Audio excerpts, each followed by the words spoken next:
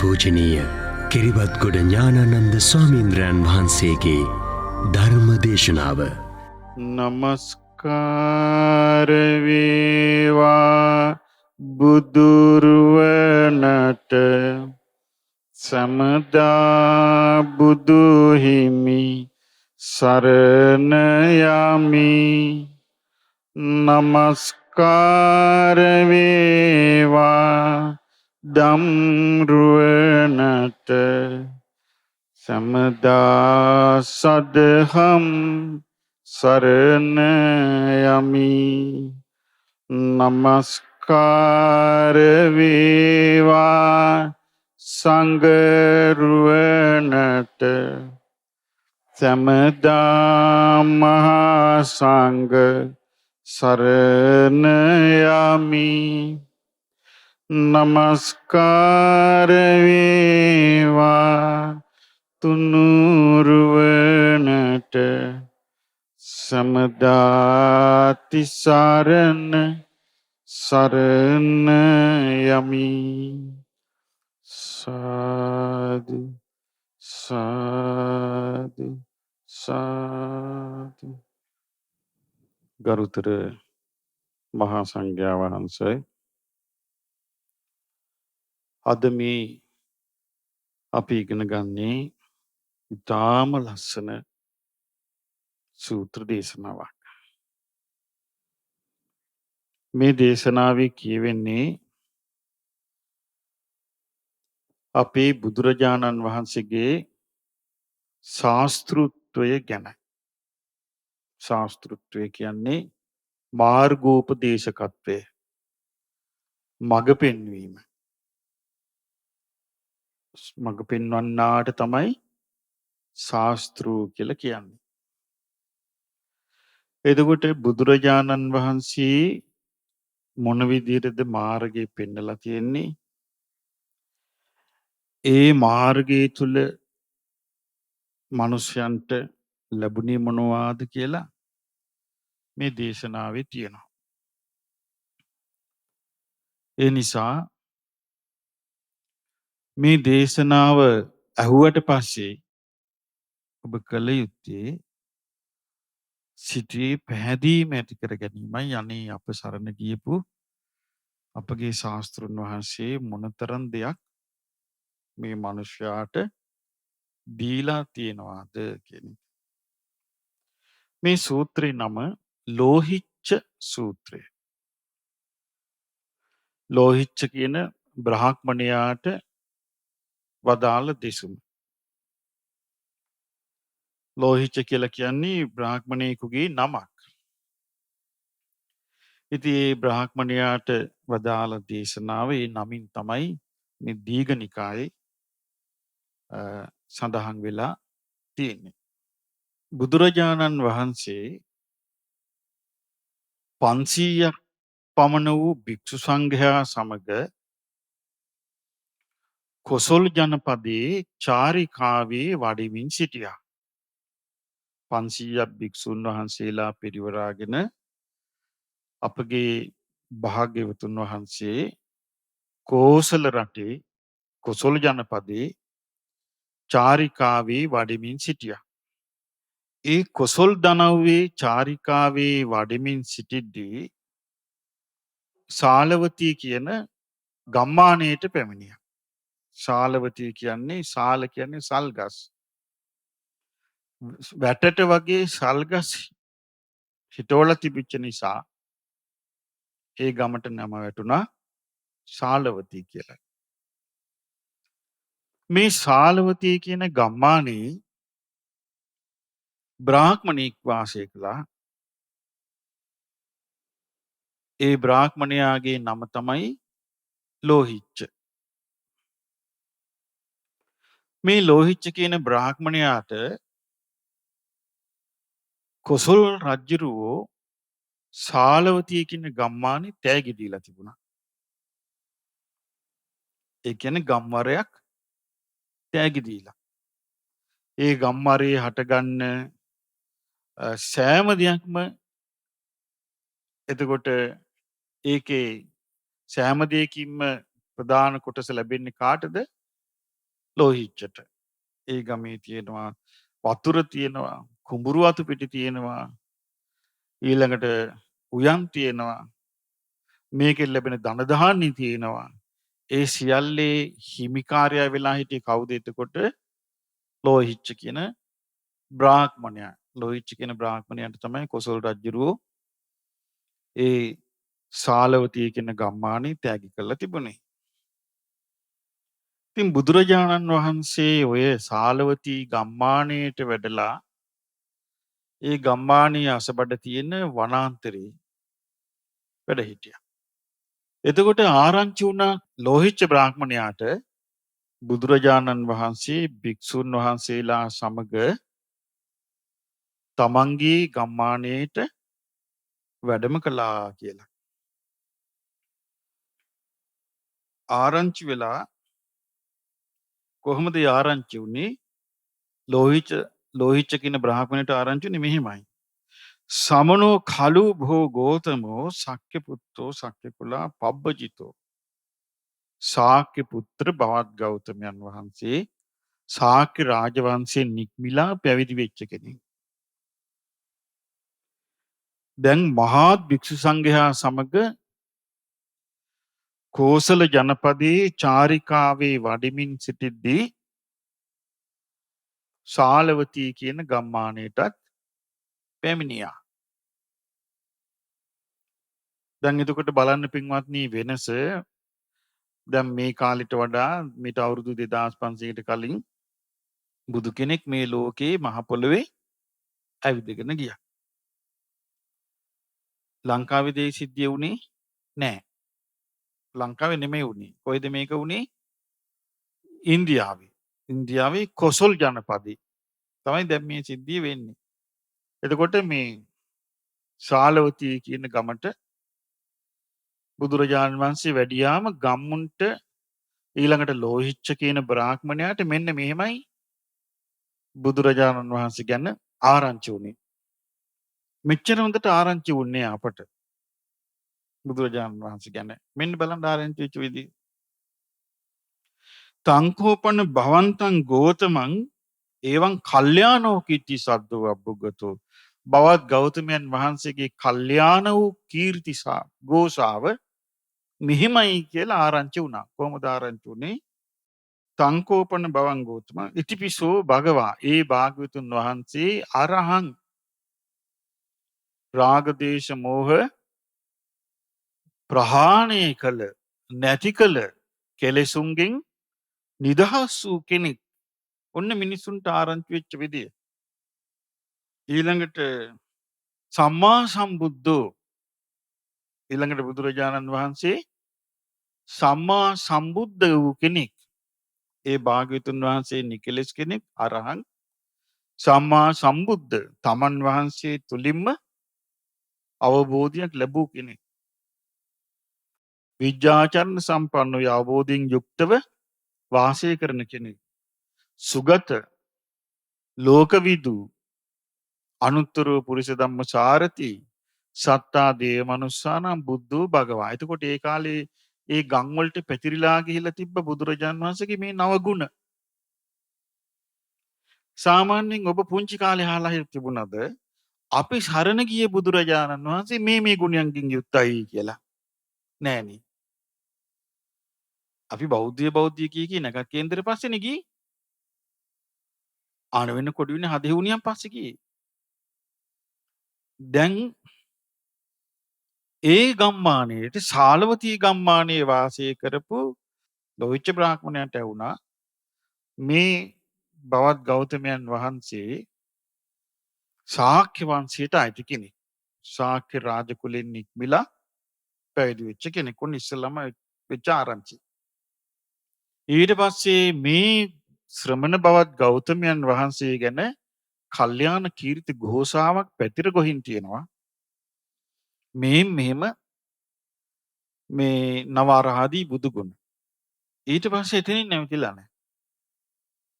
සෝ ඉමං ලෝකං සදේවකං සමාරකං සබ්‍රහ්මකං සස්සමන බ්‍රාහ්මණින් පජං සදේව මනුස්සං සයං අභිඤ්ඤා සච්චිකත්ව පවේදීති. දෙවියන් සහිත මරුන් සහිත බඹුන් සහිත ශ්‍රමණ බ්‍රාහ්මණයන් සහිත ලෝකය ස්වකීය විශිෂ්ට ඥාණයෙන් අවබෝධ කරලා කියන කෙනෙක්. ඔන්න ආරංචි ලක්ෂණ. දෙවියන් සහිත බඹුන් සහිත මරුන් සහිත ශ්‍රමණ බ්‍රාහ්මණයන් සහිත ලෝකය විශිෂ්ට වූ ඥාණයෙන් අවබෝධ කරලා කියන කෙනෙක්. අපිට ඔහොම ආරංචි වුණාද? නෑනේ. බුදුරජාණන් වහන්සේ කෙන අපිට ඔය විදිහට පුංචි කාලේ අහන්න ලැබුණාද? නෑනේ. ඊළඟ ආරංචිය සෝ ධම්මං දේශේති. උන්වහන්සේ බණ කියනවා. ආදි කල්යාණං ඒ බණේ ඒ ධර්මයේ ආදි කල්යාණ ආදි කියන ආරම්භය. ආරම්භයත් යහපත්. මජ්ජේ කල්යාණං ඒකේ මැදත් යහපත්. පරිෝසాన කල්යාණං ඒකේ අවසානය යහපත්. සාත්තං සබ්යංජන උන්වහන්සේගේ දේශනාව අර්ථ සහිතයි ව්‍යංජන සහිතයි. ඒ කාලේ මිනිස්සු පාවිච්චි කරපු දේ. අර්ථ සහිතයි කියලා කියන්නේ මේකෙන් පැහැදිලිව අර්ථය ලබා දෙනවා. ව්‍යංජනයේ සහිතයි කියලා කියන්නේ අවුල් නෑ. පැහැදිලිව කියන දේ පැහැදිලිව තියෙනවා. කේවල පරිපූර්ණ කේවල කියන සම්පූර්ණයෙන්. කේවල පරිපූර්ණ සම්පූර්ණයෙන්ම පිරිසිදු මුළුමනින්ම පිරිපුන්. පරිසුද්ධම් බ්‍රහ්මචර්යම් ප්‍රකාශේති පාරිශුද්ධ වූ බඹසර කියනවා. ඔන්න පැතිරිච්ච කතාව. ඕක තමයි බුදුරජාණන් වහන්සේ චාරිකාවේ වඩිද්දී ලෝකේ පුරා පැතිර ගිහිල්ලා තිබුණේ. අවාසනාවට අපේ රටේ අපිට මිහිඳු මහරහතන් වහන්සේත් ඒක ඒ විදිහටම පතුරවලා තිබුණ මේ රටේ. කාලයගේ ඇවෑමෙන් ඇති වෙච්ච අලකලංචි නිසා. ඒ ඔක්කොම නැති වෙලා ගිහිල්ලා අපිට හින්දු දහමත් එක්ක මේක මිශ්‍ර වුණානේ. ඊට පස්සේ අපි මොකක් හරි වැඩක් පටන් ගන්න බුදුරජාණන් වහන්සේ සරණ ගියා මිසක් බුද්ධං සරණං ගච්ඡාමි කියලා කිව්වා මිසක් සරණ කියන එක තේරිලා තිබුණේ නැහැ. දුකක් කරදරයක් වෙච්ච වෙලාවට අපි මොකක් කාගේ හරි අමනුෂ්‍යයෙකුගේ පිහිටක් නේ හොයන් ගියේ. ඉතින් ඒ රටාවක තමයි අන්තිමට මේ රට වැටිලා තිබුණේ.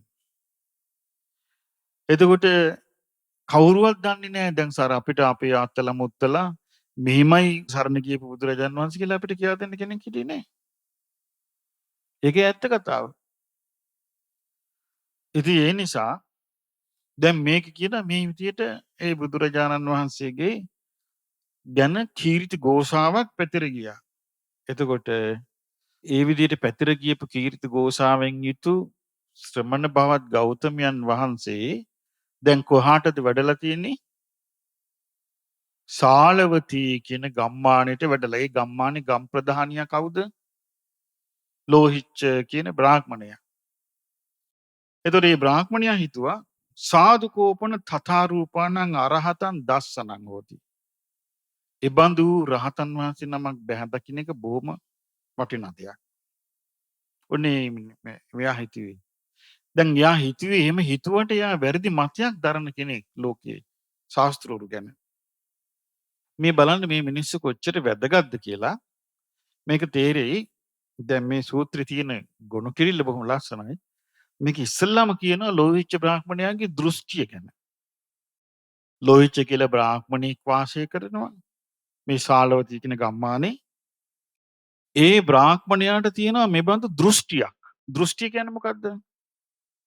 මේ බඳු අදහසක්, මේ බඳු මතයක්, මේ බඳු ආකල්පයක්. මොකන්ද මේ ආකල්පේ? ලෝහිච්ච බ්‍රාහ්මණයට මෙහෙම ආකල්පයක් තියෙනවා. ඉද සමනෝවා බ්‍රාහ්මනෝවා කුසලං ධම්මං අධිගච්ඡය. මේ ලෝකේ ශ්‍රමණේක් හෝ බ්‍රාහ්මණයෙක් හෝ මොනවා හරි ධ්‍යාන අභිඥා විශේෂ ඥානයක් ලැබුවා නම් ඒක එයා සතු එකක්. මොනවා හරි ලැබුවා නම් ඒක කවුරු සතු එකක්ද? ලැබූ කෙනා සතු එකක්. කුසලං ධම්මං අධිගන්්වා ඒ ලැබූ දේ මොනවා හරි කුසල් ධර්මයක් තියෙනවා නම් ධානයක් අභිඥාවක් ඥානයක් මොකක් හරි ඒක ලබා ගත්තට පස්සේ න පරේසංආරෝචෙය්‍ය. අනුන්ට මක්කට කියන්නද? අනුන්ට කියන්න ඕනේ නෑ. කිංහි පරු පරස්සකරි තව කෙනෙක් තව කෙනෙකුට මක් කරන්නටද? කියනවා දැන් කුසල් දහම් කවුරු හරි කෙනෙක් ලබා ගත්තට පස්සේ ඒක තව කෙනෙකුට කියන්න යන එක මේ ලෝහිච්ච කියනවා. ඒක හරියට තමන්ගේ පරණ බන්ධනයේ බින්ද වගේ තමන්ගේ පරණ බන්ධනයක් බිඳගත්තා වගේ තමයි කුසල් දහම් උපදවා ගැනීම. ඒක අනුන්ට කියනවා කියන අලුතින් බන්ධනයක් හදාගත්තා වගේ. ඒ නිසා ඒක මහ ලෝභ වැඩක්, ලෝභ සහගත වැඩක්. ඒක අනුන්ට කියන එක ඒ තව කෙනෙකුට තව කෙනෙක් මොනවා කරන්නද කියන මතේ තමයි මෙයාට තිබුණේ. ඒ මතේ කිය හිටපු එක්කෙනෙක්. එතකොට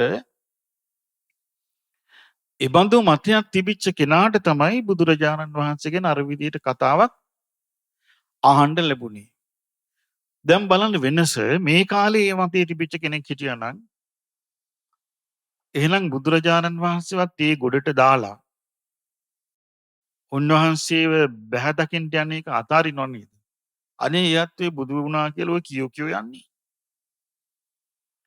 ඔය හැමතැනම එයත් සම්බුද්ධත්වයට පත් වුණා කියන්නේ කෙනෙක් මම නම් මේ මතයේ මට වැඩක් නැහැ කියලා අද කාලේ උඩඟු මිනිස්සයා අද හරි උඩඟු මිනිසා උඩඟු මිනිස්සයා අතාරිනවා ඒක. ඒ අවස්ථාව අතාරිනවා. මේකේ මේ අතාරින්නේ මෙයා කල්පනා කරන සාදු කෝපන තථා රූපණං අරහතං දස්සනං. ඒ බඳු රහතුන්ගේ දැක්ම ඊතා යහපති කියලා.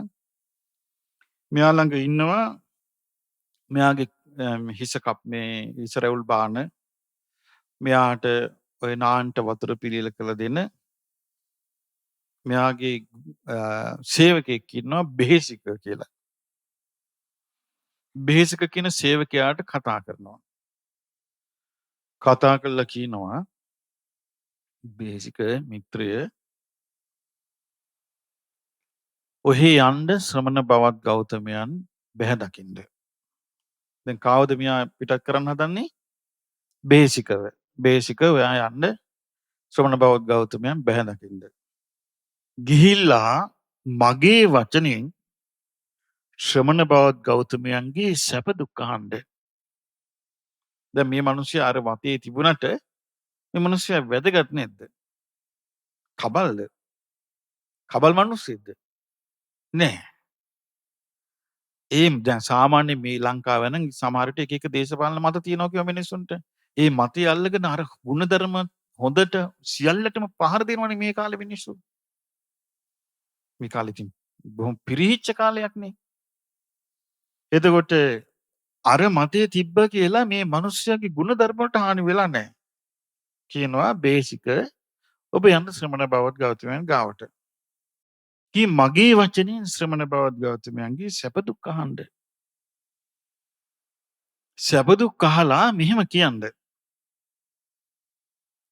බවත් ගෞතමයන් වහන්සේ ලෝහිච්ච බ්‍රාහ්මණයා ඔබ වහන්සේගේ සැප දුක් අහනවා.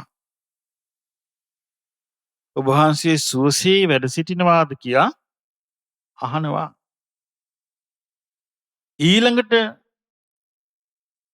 බවත් ගෞතමයන් වහන්සේට කියන්න බවත් ගෞතමයන් වහන්සේ හෙට දවසේ ලෝහිච්ච බ්‍රාහ්මණයාගේ නිවසට භික්ෂු සංඝයා සමග දානෙට වඩින්න පුළුවන්ද කියලා අහන්න. දැන් බලන්න මේ මිනිස්සගේ මතය මොකක්ද? තිවිච්ච මතේ. කවුරු හරි කෙනෙක් ශ්‍රමණ බ්‍රාහ්මණෙක් ධ්‍යාන අභිඥා ආදී උපදවා ගත්තට කමක් නැහැ. ඒක උන් හැට තිබ්බාවි. ඒක අනුන්ට කියන්න ඕන නැහැ. හොඳට මතක තියාගන්න මුලින් ඉඳලා නැත්නම් අමතක වෙයි. ඒ මතේ තමයි මෙයා දැරුවේ. ඒක අනුන්ට කියන්න ගියොත් ඒක මොන වගේ එකක්ද? පුරාණ බන්ධනේ කඩා බිඳලා අලුත් බන්ධනයක් හැදුවා වගේ ලෝභකමින් කරන වැඩක්. කියන මතේ තමයි තිබුණේ. ඒ මතේ තියෙන කෙනා තමයි එයාගේ සේවකෙක්. ඒ සේවකයාගේ නම මොකද්ද? බේසික. බේසිකට කිව්වා බේසික ඔයා ගිහිල්ලා මගේ වචනයෙන් සැප දුක් අහන්න. අහලා හිට ඒ සියලු භික්ෂු සංඝයා සමග දානට වඩින්න පුළුවන්ද කියලා අහන්න කිව්වා. එතකොට බේසික බුදුරජාණන් වහන්සේ බැහැ දකින්න ගියා. ගිහිල්ලා බුදුරජාණන් වහන්සේට වන්දනා කළා. වන්දනා කළා එකත් පස්ව වාඩි වුණා. වාඩි වෙලා කියනවා ස්වාමීනි ලෝහිච්ච බ්‍රාහ්මණයා ඒ ලෝහිච්ච බ්‍රාහ්මණයා කිව්වම කවුරුත් දන්නවා. ඒ ගමේ ගම් නායකයා. ගමේ අයිතිකාරයා. කියන ස්වාමීනි ලෝහිච්ච බ්‍රාහ්මණයා භාග්‍යවතුන් වහන්සේගේ නිදුක් නිරෝගී සැප අහනවා. සැප දුක් අහනවා. ඊළඟට මෙහෙමත් කියනවා. ලෝහිච්ච බ්‍රාහ්මණයා ස්වාමීනි කියනවා භාග්‍යවතුන් වහන්සේ හෙට දවසේ භික්ෂු සංඝයා සමග ලෝහිච්ච බ්‍රාහ්මණයාගේ ගෙදරට දානේ සඳහා වඩින සීක්වා කියලා මේ ආරාධනාවක් කරනවා කිව්වා. බේසික කියන සේවකයා දැන් ගිහිල්ලා බුදුරජාණන් වහන්සේට ආරාධනා කළා. ආරාධනා කළේ තනියම වඩින්න කියලාද භික්ෂු සංඝයාත් එක්කද? භික්ෂු සංඝයා සමග වඩින්න කියලා. එතකොට ඒ කාලේ ක්‍රමේ තමයි ආරාධනාවක් කළාම යා පිළිගන්නව නම් නිස්සබ්ද වෙනවා. පිළිගන්නේ නැත්නම් කියනවා බෑ කියලා. එහෙනම් බුදුරජාණන් වහන්සේ පිළිගත්තා. මොකද උනේ? නිස්සබ්ද වුණා. එතකොට බුදුරජාණන් වහන්සේ ඒ ආරාධනාව පිළිගත්තා කියලා දැනගෙන මේ බේසික බුදුරජාණන් වහන්සේට වන්දනා කළා පිටත් වුණා. මේ මිනිස්සුන්ගේ ගුණවන්තකම් හඳුනා ගන්න හොඳ අවස්ථාවල් මේ. බේසිකට තිබුණ නැද්ද මේ වෙලාවේ එකපාරට කියන්න. ස්වාමීනි ওই පුද්ගලයා මමත් එතන තමයි වැඩ කරන්නේ. මේ පුද්ගලයා හැබැයි මේ જાති බඩුවා. අද කාලේ කියන්නේ නැද්ද එකපාරට මේක? ස්වාමීනි අපිට කරුණ කියන්න බෑ වුණ හෙට. හැබැයි මේ જાතියේ කවුරු හරි ගුණධර්මයක් උපදවාගත්තු කෙනෙක් තවත් කෙනෙකුට කියනවාට මුන්දේ විරුද්ධයි. මටත් මේ කිව්ව ආරාධනා කරන්න ඒ නිසා මම මේ ආවා. අද නම් එහෙමනේ කරන්නේ. කියලා ඉස්සෙල්ලා මේ මනුස්ස අරයාගේ හිත කඩනවා. අද මේකේ එහෙම මුකුත් නැහැ. මේකේ මේ මනුස්ස ලස්සනට වෙලාවට කියනවා. මේ බලන්න ඒක මිනිස්සුන්ගේ ගුණධර්ම කියන්නේ ඒකයි. මම ඔබට මතකද කිව්වා දැන් මම මේට අවුරුදු 20කට කලින් ඉස්සෙල්ලාම මේ මං හිතන්නේ ලංකාවේ මෑත භාගේ ඉස්සෙල්ලාම බුද්ධ දේශනා විවෘතව අහන්න ගත්ත මිනිස්සු මාමේ වුණාවේ. අපි සූත්‍ර දේශනා එක සූත්‍ර දේශනා පටිච්ච සමුප්පාදයේ ඊළඟට අනිත් සූත්‍ර දේශනා කියවද්දි මිනිසුන්ට කියාදිද්දි මේකේ අර්ථය ගියා. මොකක්ද අර්ථය? චතුරාර්ය සත්‍ය අවබෝධ කිරීම තමයි මේකේ තියෙන්නේ කියන එක සමාජගත වුණා. ඒ අහනකට පස්සේ මට තේරුණා මේ ඇහුවට මිනිස්සුන්ට මේ ඇසීම මාත්‍රෙන් ඉවර වෙනවා. දියුණුවක් කරා යන්නේ නැහැ. ඊට පස්සේ මම කල්පනා කළා මොකද්ද මේකට හේතුව? ඊට පස්සේ හිතුණා මේ පිනමදි වෙන්න ඇති. ඊට පස්සේ අපි නොඑක් බුදු පූජාවල් පින්කම් චෛත්‍ය විහාර ආදිය හදන කටයුතු කළා පින රැස් කිරීමට. පින රැස් කරගෙන යනකට තේරුණා මිනිසයා පින කළාට ඒ ඔහුගේ හිතේ පින පිහිටන්නේ. මුලින්ම අවබෝධය ඇති වුණා චතුරාර්ය සත්‍ය ගැන කතා කළාට අවබෝධ වෙන්නේ නැහැ. ඊට පස්සේ අපි දෙවෙනි පියවර හිතුවා එහෙනම් මේ පිනමදි. පින දිනු කරාම හරිය කියලා. පින දිනු කරන්න ගත්තාම ඊළඟ කාරණේ පැහැදිලි වුණා පින පිහිටන්නේ. පින පිහිටන්නේ නැත්තේ මොකද කියලා බැලුවම ගුණේ නැහැ. ඊට පස්සේ මම කියන්න ගත්තා ගුණවත්කම ගැන. හොඳට බලන්න අපේ දේශනා රටාව ආපු හැටි. දැන් මේ තිස්මතු වෙන්නේ ගුණවත්කම් තමයි. ගුණවත් නැති මිනිස්යාට පින පිහිටන්නේත් නැහැ අවබෝධය පිහිටන්නේත් නැහැ උඩඟුකම නම් හොඳට පිහිටනවා. එහෙම තමයි මේ රටාවට උනේ. ඒක අද මනුස්සයාගේ දෝෂයක් නෙමෙයි. දැන් බුදුරජාණන් වහන්සේගේ කාලේ එක්තරා භික්ෂුන් වහන්සේ නමක් පග්ගුණ මට මතක හැටියට බුදුරජාණන් වහන්සේගෙන් අහනවා භාග්‍යවතුන් වහන්සේ මුල් කාලේ ශික්ෂාපද ගොඩක් අඩුයි. නමුත් හරියට රහතන් වහන්සේලා බිහි වුණා. දැන් මේ ශීලවන්ත වීමට හරියට නීති දානවා ශික්ෂාපද. නමුත් රහත් වෙන පිරිසේ අඩුවක් තියෙනවානේ. බුද්ධ කාලෙම භාග්‍යවතුන් වහන්සේ ජීවමාන වැඩ සිටිද්දී. එතකොට බුදුරජාණන් වහන්සේ වදාලා ඒක එහෙම තමයි. ඒක එහෙම තමයි කියනවා. ඒක එහෙම තමයි පග්ගුණේ පිරිහෙනකොට මේ බුදුරජාණන් වහන්සේගේ ධර්මයෙන් ලැබෙන දේවල් අඩු වෙලා යනවා කියනවා.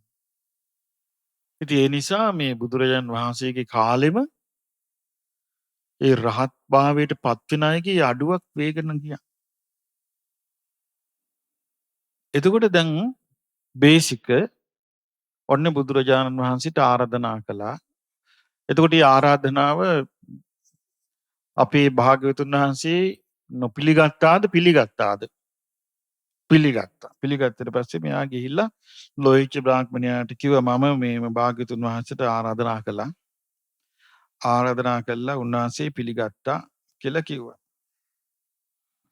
එතකොට මේ ලෝහිච්ච බ්‍රාහ්මණයා තමන්ගේ පිරිස ගෙන්නලා රෑ එළි වෙනකොට දානි හදලා බුදුරජාණන් වහන්සේටයි 500ක් භික්ෂුන් වහන්සේලාටයි දානි හදලා තමන්ගේ නිවසේ හදලා පණීතං කාදනීයම් භෝජනීයම් පටියාදාපෙත්වා ප්‍රණීත වූ ખાද්‍ය භෝජ්‍ය හදලා ආය බේසිකට කියනවා බේසික ශ්‍රමණ බවත් ගෞතමයන් බැහැදකලා දැනුම් දෙන්න දැන් දානෙට වෙලාව හරිය කියලා. එහෙමයි හිමිනේ කියලා ආයමත් බේසික ගියා බුදුරජාණන් වහන්සේව බැහැ දකින්න.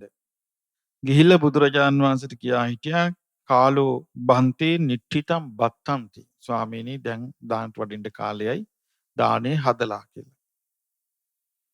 එතකොට බුදුරජාණන් වහන්සේත් මේ පෙරවරු කාලේ පාසියුරුගෙන භික්ෂුන් වහන්සේලා සමග ඔන්න සාලවතී කියන ගම්මානේ අර ලෝහිච්ච බ්‍රාහ්මණයාගේ ගෙදරට වඩිනවා. අන්නේ වෙලාවේ පාරේ දැන් වඩිනවා කොහෙටද වඩින්නේ දැන්? ලෝහිච්ච බ්‍රාහ්මණයාගේ ගෙදරට. බුදුරජාණන් වහන්සේ භික්ෂු සංඝයා සමග. දැන් කිට්ටු වුණා පාරේදී. කවුද බේසික? බුදුරජාණන් වහන්සේගේ පිටිපස්සෙන් ඇවිත් බුදුරජාණන් වහන්සේ වඩිද්දි බුදුරජාණන් වහන්සේට ඔන්න දැන් කියනවා. දැන් කියන්නේ මේ බලන්න මම කිව්වේ ඒකයි මිනිස්සුන්ගේ වැදගත්කම. දැන් නම් ඉතින් වැදගත්කමක් නැහැ නේ. ඉතින් උඩින් ඉඳලා පල්ලෙහාට. මේ ඉස්සර තිබිච්ච එකක් මේ කියන්නේ. මිනිස්සුන්ගේ වැදගත්කම මේ මොකද මේ බේසිකට තමන්ගේ ස්වාමියාට ගරහන්න උවමනා නැහැ. ස්වාමියා බේර ගන්න ඕනි. බලන්න මේ කියන විදිය. ලෝහිච්ඡස්ස බන්තේ බ්‍රාහ්මනස්ස ඉව රූපම් පාපකම් දිට්ඨිගතං උප්පන්නං. ස්වාමීනි භාග්‍යවතුන් වහන්සේ අපේ මේ ලෝහිච්ච බ්‍රාහ්මණයාට මෙබඳු වැරදි මතයක් ඇති වෙලා තියෙනවා. ඉද සමනෝවා බ්‍රාහ්මනෝවා කුසලං ධම්මං අධිගච්ඡෙය්‍ය. මේ ශ්‍රමණෙක් හෝ බ්‍රාහ්මණෙක් හෝ ධ්‍යාන අභිඥා මොනවා හරි සමාපatti විශේෂ ඥානයක් උපද්දවාගෙන තියෙනවා නම් න පරිසං ආරෝචේ. ඒක මේ අන්‍යයන්ට කියන්න ඕන දෙයක් නෙමෙයි. කිංගි පරව පරස්සකාරීසති. තවත් කෙනෙකුට මක් කරන්නටද? ඒක හරියට පුරාණ බන්ධනං චින්දිත්වා. ඒක හරියට පැරණි බන්ධනයක් සිඳලා අඤ්ඤං නවම් බන්ධනං කරේ අලුතෙන් බන්ධනයක් කරගත්තා වගේ නෝයි. ඒවන් සම්පති විදං. මේ වගේ දෙයක් නේ. පාපකං ලෝභ ධම්මං. මේ ලාමක ලෝභකමක් තමයි මේක කියලා. ඊට පස්සේ කියනවා සාදු බන්තේ භගවා ලෝහිච්ඡම් බ්‍රාහ්මණං ඒතස්මා පාපකා දිට්ඨිගතා විවේචේතු. අනේ ස්වාමිනී භාග්‍යවතුන් වහන්සේ මේ ලෝහිච්ඡ බ්‍රාහ්මණයාව මේ වැරදි මතේ මුදවා ගන්නාසේක්වා. අන්න බලන්නකො කී ලස්සන. මේ වැරදි මතෙන් මුදවා ගන්නාසේක්වා. දැන් එතකොට බුදුර ඉස්සෙල්ලාම ඇවිල්ලා කිව්වද ස්වාමීනි මම මේ අසවල් තැන වැඩ කරන්නේ මෙන්න මෙයයි මේ જાතිය බඩුවක් මේ කතා කරන්නේ. එයා මෙහෙම මෙහෙම කියන කෙනෙක් දැන් අපිට හරි සතුටුයි. ඒ වගේ කෙනෙක් මෙහෙම දානයක් දෙන්න ලෑස්ති වෙනවා කියලා. එහෙමනේ දැන් කාලේ භාෂාව යන්නේ. එතකොට බලන්න ලොකු වෙනසක්. ගුණවන්ත මිනිස්සුන්ගේ ලෞකික 2500කට කලිනුත් අසත්පුරුෂ හිටියා, පවිටෝ හිටියා. හැබැයි ටිකයි. එතකොට බුදුරජාණන් වහන්සේ බේසිකට කියනවා අපේව නාමසියා බේසිකේ බේසික ඒක එහෙම වේවි. බේසික ඒක එහෙම වේවි. ඒක එහෙම වේවි කිව්ව මොකද්ද? එයාගේ තියෙන වැරදි අදහසෙන් එයාව මුදව ගන්න පුළුවන් කියන එක. ඊට පස්සේ බුදුරජාණන් වහන්සේ මේ ලෝහිච්ඡ බ්‍රාහ්මණයාගේ නිවසට වඩිනවා. ඒ නිවසට වැඩලා ඒ ආසන පනවලා තිබුණා වැඩ ඉන්නවා. එතකොට ලෝහිච්ඡ බ්‍රාහ්මණයා බුද්ධ ප්‍රමුඛම් භික්ඛු සංඝං පනීතේන ખાදනීයේන භෝජනීයේන ප්‍රණීතෝ ખાද්‍ය භෝජ්‍ය වලින් සියාතින්ම දම්පැන් පුදනවා. ඊට පස්සේ බුදුරජාණන් වහන්සේ දානමාන වළඳලා ඉවරුණාට පස්සේ ලෝහිච්ඡ උන්වහන්සේ ළඟ වාඩි වෙනවා. වාඩි වුණාම බුදුරජාණන් වහන්සේ ලෝහිච්ඡගේ මෙහෙම අහනවා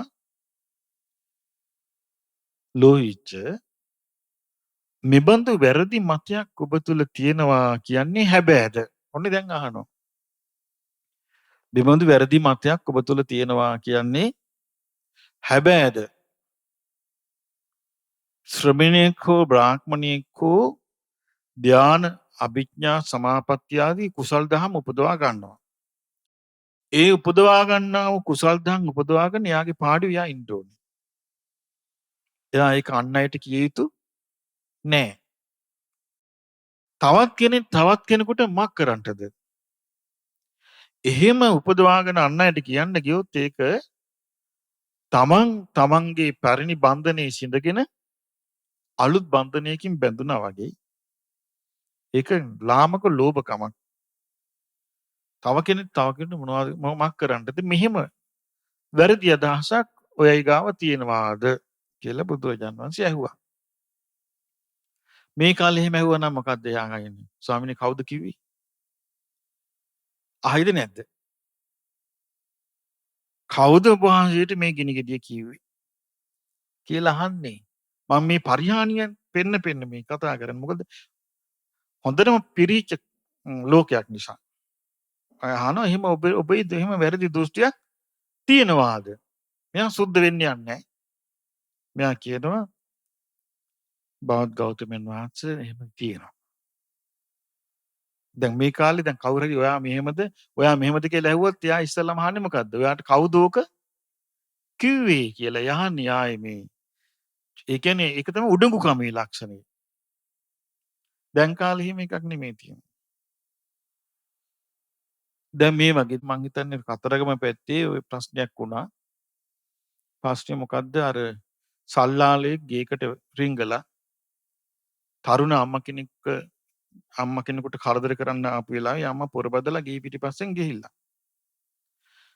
මාස දෙකමාරද කොහෙද පොඩි දරුවෙක් ඉඳලා ඇඳේ. අර සල්ලාලයා අර දරුවගෙන් වාඩුව ගන්න දරුවා ඇදලා අරගෙන එළියට පැනලා. එතකොට අම්මා හිතලා තියෙන දරුවා ඉස්සුවක් කියලා. ළඟ තිබිලා වතුර බැරල් එකක් ඒකේ ඔබලා ගිහිල්ලා. පොඩි ළමයා මැරුණා. ඊට පස්සේ ඕක දැන් නිවුස් වල යද්දී ඒ මිනිස්සු එක එක අදහස් දාන ඒවා කියනවා මිනිස්සු කියනවා මේක බෞද්ධ රටක්ද? මේ පැවිසි අතරේ බාහන අහින රටේ හැටිද? 2500 උජාරුවද මේ කිය අහනවා. මේ ෆෝන් වලින් කුණුහරුප බල ඉන්න කෙන කවුරුත් කියන්නේ නැහැ. ගංජක ගහ ඉන්නවා කවුරුත් ඒකට හේතු හැටියට කියන්නේ බුදුදහමට බයින්නේ. බණ කියනවට බනින්නේ. මේක තමයි මේ රටේ නීචකම. ඒ කියන්නේ එච්චරටම මිනිස්සු පිරිහිලා වැරදක් වුණොත් අර්ථයට ගරහනවා. කොහේ හරි වැරද්දක් වුණොත් ඒ වැරද්දේ හේතුව හොයන්නේ රටේ පිහිටට උපකාරී වෙන අර්ථයට ගරහනවා. ඕම් බණ කියන රටට වෙච්ච දේ කියලා. මේ හැම ෆෝන් එකකම කුණුහරුප දාගෙන බල ඉන්නේ. ගංජා බිබී ඉන්නේ. මේ හැමතැනම මත්කුඩු මත්ද්‍රව්‍ය පැතිරිලා හොගාලා. හේතුව ඒක. බනට ගරහනවා. ආන් එහෙම තදබල පරිහානියක් මේ කාලේ තියෙනවා.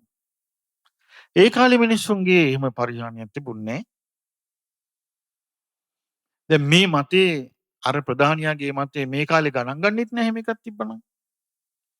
අපි කියමු ප්‍රධානියෙක් ඉන්නවා මේ වගේ වැරදි මතයක ඉන්නවා කිව්ව මෙලොවක් නැහැ පරලොවක් නැහැ කියලා. දානයක් දෙනවා. මිනිස්සු ප්‍රශංසා කරන මිසක් අර දුස්චියට යාව ගැන මුකුත් කියන්නේ නැහැ. ඒකයි ලොකු වෙනසක් තියෙනවා. බුදුරජාණන් වහන්සේ අහනවා මෙහෙම. නැත්තම් සාමාන්‍ය පිරිසක් මැද්දේ ඔහොම අහනකට වෙන මිනිස්සෙන මදෑ මේ මම දානමාන දීලා මේක පාට මගෙන් මේ ප්‍රශ්න අහන එක කියලා එහෙම ගැටෙනවනේ මිනිස්සු. ආන් ඒකයි මේ කියන්නේ. එතකොට අහනවා ඔබ මේ බඳු මතයක් දරන කෙනෙක්ද? එහෙමයි බවත් ගෞතමයන් වහන්සේ. ඊට පස්සේ අහනවා ලෝහිච්ච ඔබ මොකද්ද හිතන්නේ? ඔබ මේ ලෝහිච්ච ගමේ වාසය කරන කෙනෙක් නේද? ඔන්න බුදුරජාණන් වහන්සේ අහනවා. එතකොට ලෝහිච්ච කියනවා එහෙමයි බවත් ගෞතමයන් වහන්සේ. එතකොට කවුරු හරි මෙහෙම කියනවා. ලෝහිච්ච බ්‍රාහ්මණයා සාලවතී ගම්මානයේ වාසය කරනවා. මේ සාලවතී ගම්මානයේ යම් ආදායමක් ඇද්ද? කුඹුරු අතු පිටි වලින්, ගහකොළෙන්, පළතුරු වලින්, ධනයකින් උපදින යමක් ඇද්ද? ඒ සියල්ල ලෝහිච්ච බ්‍රාහ්මණයා තනියම පරිහරණය කරන්න ඕනේ. අනිත් කෙනෙකුට දෙන්න ඕනේ නැහැ. මෙහෙම කවුරු හරි මතයක් කිව්වොත් ඔබ නිසා ජීවත් වෙන මේ ගම්මානයේ ගම්මැසියන් ඇද්ද? ඒ ගම්මැසියන්ගේ ලාභයට එයා අනතුරු කරනවාද නැද්ද කියලා ඇහුවා. ඒ ගම්මැසියන්ට ලැබෙන්න තියෙන දේ වළක්වන කෙනෙක් නොවේද කියලා ඇහුවා. ඊට පස්සේ කිව්වා ඇත්ත ස්වාමීනි එහෙම කළොත් කවුරු හරි ඒ මේ ගම්මැසියන්ට ලැබෙන්න තියෙන දේ තමයි ඒ වළක්වන්නේ. ඊට පස්සේ ඇහුවා ලෝහිච්ච යම් කිසි කෙනෙක් ඒ ගම්මැසියාට ලැබෙන්න යමක් ඇද්ද? ඒක වළක්වනවා නම් ඔහු දයානුකම්පා තියෙන කෙනෙක්ද? දයානුකම්පා නැති කෙනෙක්ද කියලා ඇහුවා. ඊට පස්සේ කිව්වා බවත් ගෞතමයන් වහන්සේ මේ පුද්ගලයාට දයානුකම්පාවක් නම් නැහැ. ඊට පස්සේ ඇහුවා ඔහුට දයානුකම්පාවක් නැත්නම් මේ ගම්වැසියන් කෙරේ ඔහු තුල තියෙන මෙත්සිතද සතුරු සිතද කියලා ඇහුවා. ඒ බවත් ගෞතමයන් වහන්සේ එහෙම වුණොත් නම් මේ ගම්වැසියන් කෙරෙහි ඔහු තුල තියෙන්නේ මෙත්සිතක් නෙමෙයි සතුරු සිතක්. ඊට පස්සේ සතුරු සිතක් පිහිටවාගෙන ඉන්නවා නම් ඒක මිත්‍යා දෘෂ්ටියද සම්මා දිට්ඨියද කියලා ඇහුවා. ඒක බවත් ගෞතමයන් වහන්සේ ඒක නම් මිසදිටුවක්. ඊට පස්සේ බුදුරජාණන් වහන්සේ වදාළා ලෝහිච්ච මම මිත්‍යා දෘෂ්ටික කෙනාට උපත් දෙකයි කියන්නේ. එක්ක යා නිරේ ආයි. එක්ක යා නිරේ ආවි, නිරේ ගියේ නැත්තම් තිරිසන් අපායට යාවි. ඊට පස්සේ අහනවා බුදුරජාණන් වහන්සේ ලෝහිච්ච දැන් බලන්න කොසල් රජුරෝ පසේනදී කොසල් රජුරෝ කාසි කෝසල ජනපදයන්ට ප්‍රධානව වාසය කරනවා නේද? එහෙමයි භාග්‍යවතුන් වහන්සේ. එතකොට කවුරු හරි මෙහෙම කියනවා. මේ කාසි කෝසල ජනපදය වල ලැබෙන්නා වූ යම් ආදායමක් ඇද්ද? ඒක කොසල් පසේනදී කොසල් රජුරෝ පමණක් භුක්ති විඳීවා. රජුරෝ තනියම ඒක භුක්ති විඳීවා. අනුන්ට ආය ආදායම බෙදන්න එපා. එහෙම කිව්වොත් කොසල් රජුරුව නිසා ජීවත් වෙන ඔබ ඇතුළු මේ කාසිකෝසල ගම්වාසීන්ගේ ලැබීමට එයා ලැබීම වළක්වන ඒකට අනතුරු කරන කෙනෙක් නේද? කිව්වා එහෙමයි ගෞතමයන් වහන්සේ. ඒ තැනැත්තා අනුන්ගේ ලැබීමකට අන්තරාය කරන කෙනෙක්. එතකොට ඇහුවා එහෙම අනුන්ට ලැබෙන්න තියෙන දේ වළක්වන ඒකට අන්තරාය කරන කෙනා හිතානුකම්පීද අහිතානුකම්පීද? ඇහුවා මේ අනුකම්පාවෙන් යුක්ත කෙනෙක්ද අනුකම්පාව නැති කෙනෙක්ද කියලා ඇහුවා. බවත් ගෞතමයන් වහන්සේ අනුකම්පාව නැති කෙනෙක්. යමෙකුට මේ අනුකම්පාවක් නැත්තම් තමන් වාසය කරන තමන්ගේ මනුෂ්‍යයන් පිළිබඳව ඔහුට තියෙන්නේ මෙත්සිතද ඒ මනුෂ්‍යයන් කෙරෙහි? එහෙම නැත්තම් සතුරු සිතද කියලා ඇහුවා. කිව්වා ස්වාමීනි ඔහුට තියෙන්නේ මෙත්සිත නෙමෙයි සතුරු සිත. ඇයි? මිනිසුන්ට බෙදනවට කැමති නැහැ. එතකොට ඇහුවා සතුරු සිත නම් තියෙන්නේ ඔහු තුල තියෙන්නේ මිත්‍යා දෘෂ්ටියක්ද සම්මා දිට්ඨියද කියලා ඇහුවා. මොකද්ද තියෙන්නේ? මිත්‍යා දෘෂ්ටිය. ඊට පස්සේ කියනවා බුදුරජාණන් වහන්සේ ලෝහිච්ච මිත්‍යා දෘෂ්ටිකයාට තියෙන්නේ ගති දෙකයි. එක්කෝ යා නිරේ යනවා එහෙම නැත්තම් තිරිසන් අපාය යනවා.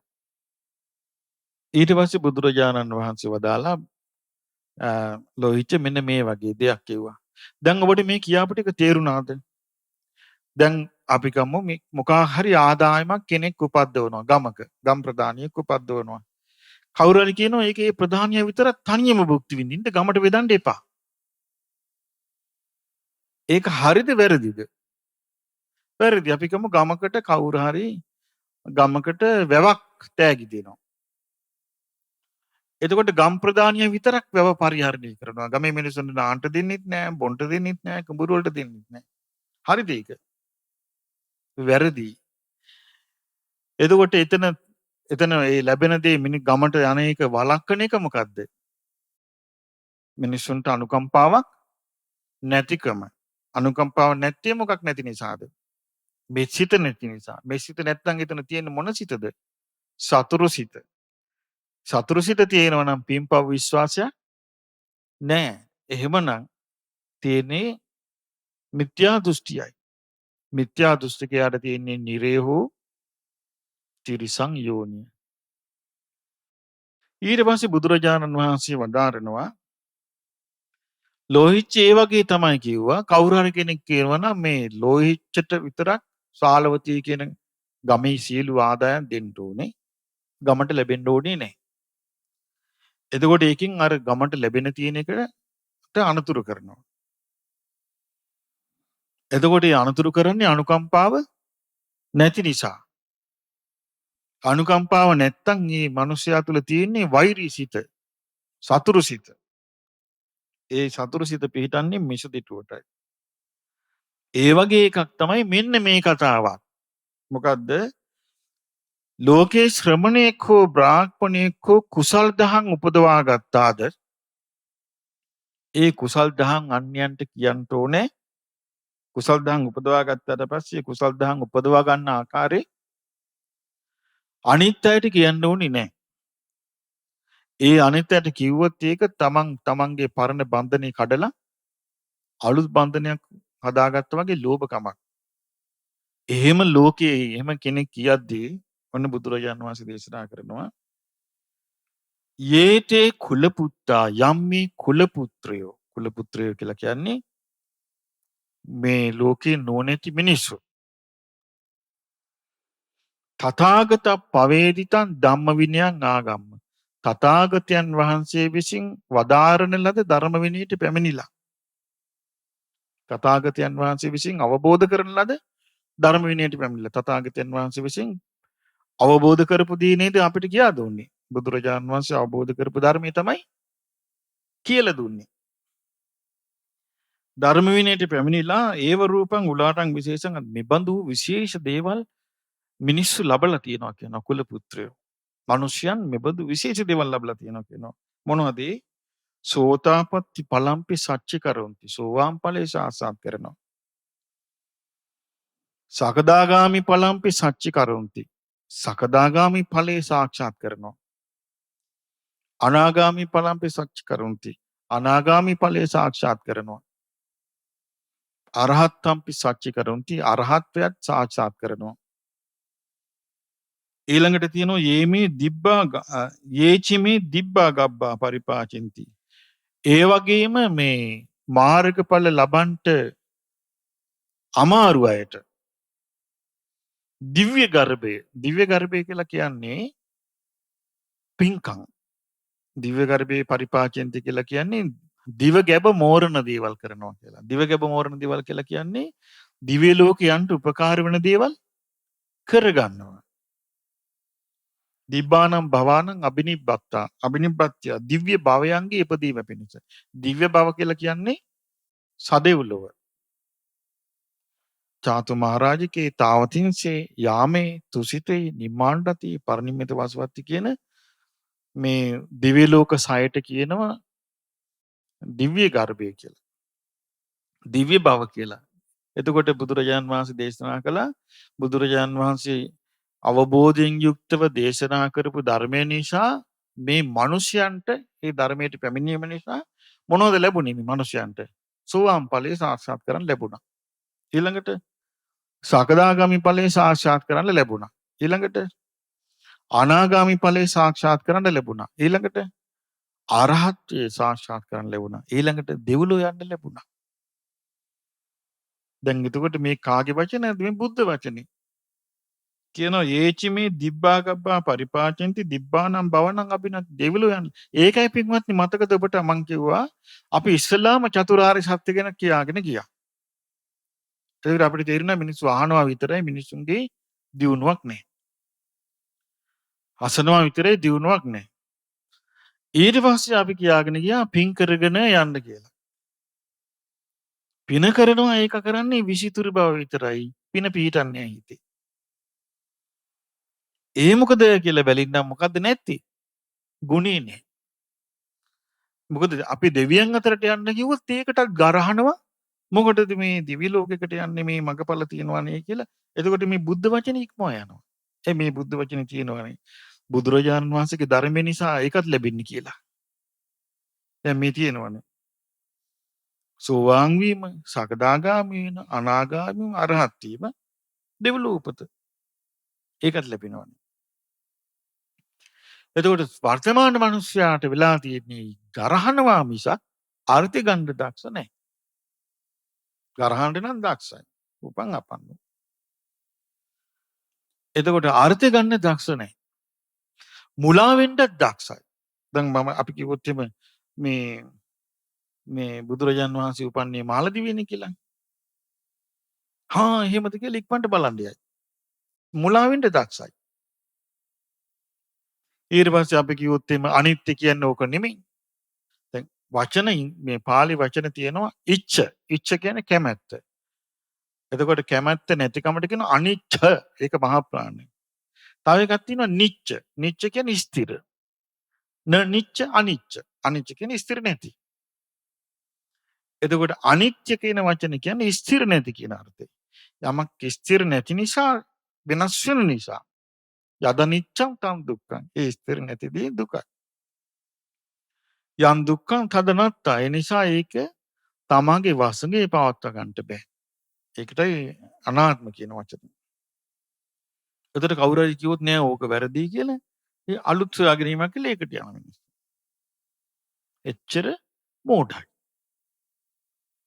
මේ කාලේ තියෙන මහා දුර්වලකම. ඒ දුර්වලකම ඉතින් අපි දන්නේ කොහොමද ආවේ කියලායි. උඩුකුකම ශාපයක් වෙච්ච ලෝකේ. එතකොට බුදුරජාණන් වහන්සේ වදාලා යම් කිසි කෙනෙක් දැන් කියන බුදුරජාණන් වහන්සේ වල දැන් බලන්න තථාගතයන් විසින් අවබෝධ කරපු ධර්මයට පැමිණිලා මේ මිනිස්සු සෝවාන් වෙනවා, සකදාගාමි වෙනවා, අනාගාමි වෙනවා, අරහත් වෙනවා, සදෙව්ලොව උපදිනවා. තේසං අන්තරාය කරෝති. එහෙනම් මේවට අනතුරක් වෙනවා. ඔය මතින්. ඔන්න බුදුරජාණන් වහන්සේ ලෝහිච්චට කියනවා. දැන් අර ගමේ මිනිස්සු හිතනවනේ එහෙනම් අපි අහන්න ඕනේ ඕක බුදුරජාණන් වහන්සේ අවබෝධ කරපේක උන්වහන්සේට තිබ්බාවි. ඒක අපි අහන්න ඕනේ අපිට අදාළ නැහැ කියලා. ඒ කියනවා ඒකෙන් අනතුරක් වෙනවා. එහෙම අනතුරක් වෙනවා නම් ඒකෙන් ඒ අනතුර කරන්න ඒ කියන්නේ දෙව්ලොව උපත ලබා ගන්න තියෙන අවස්ථාව නැති කරනවා, මගපල් ලබන්න තියෙන අවස්ථාව නැති කරනවා. ඒ නැති කරන්න හිතානුකම්පී කෙනෙක් නෙමෙයි කියන්නේ. අනුකම්පාව නැති කෙනෙක්. එයාට මෙසිත නෑ කියනවා. එයාට තියෙන මොකද්ද? සතුරු සිත කියලා. කියන සතුරු සිත පිටා තියෙනවා නම් එයාට තියෙන්නේ මිසදිටුව කියනවා. මිත්‍යා දිට්ඨිකයාට එක්කෝ නිරේ එක්කෝ තිරිසන් යන්නේ. එහෙනම් බලන්න හිතලා මම කියවන්නේ දැන් ඔන්න අපි මේ ධර්මයේ කියාගෙන යද්දී මිනිස්සු සුගතිය යන ලකුණු පේන්නේ නැහැ කියලා.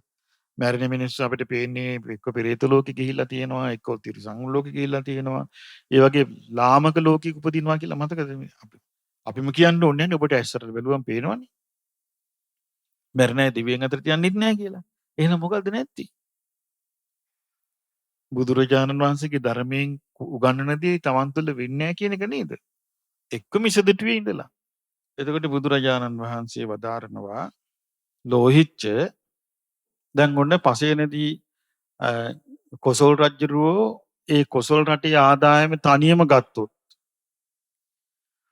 මිනිසුන්ට නොදී කවුරු හරි කියනවා රජුරවනේ ඔබ තනියම මේ ආදායම ගන්න මිනිසුන්ට ඕනේ නැහැ කියලා. එතකොට ඒ කියන කෙනා මිනිසුන්ට අනුකම්පාව තියෙනවාද අනුකම්පාව නැද්ද? අනුකම්පාව නැහැ. එතකොට මේ බුදුරජාණන් වහන්සේ අහනවා ලෝහිච්ච ඔබත් කොසල් රජුරු යට තියෙන කෙනෙක්. එතකොට ඔබට වගේම අනිත් මිනිසුන්ටත් යමක් ලැබෙන්න තියෙනවා නම් ඒක නැතු යනවා.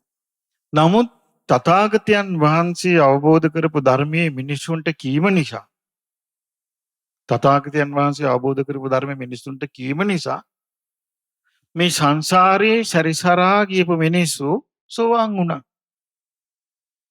සකදාගාමි වුණා. අනාගාමි වුණා. අරහත් වුණා. ඒ වගේම මේ සතර අපායේ වැටෙන්න හිටිය මිනිස්සු දෙවියන් අතරේ උපන්නා. එතකොට ඔබ මේ කියන කතාව අනුව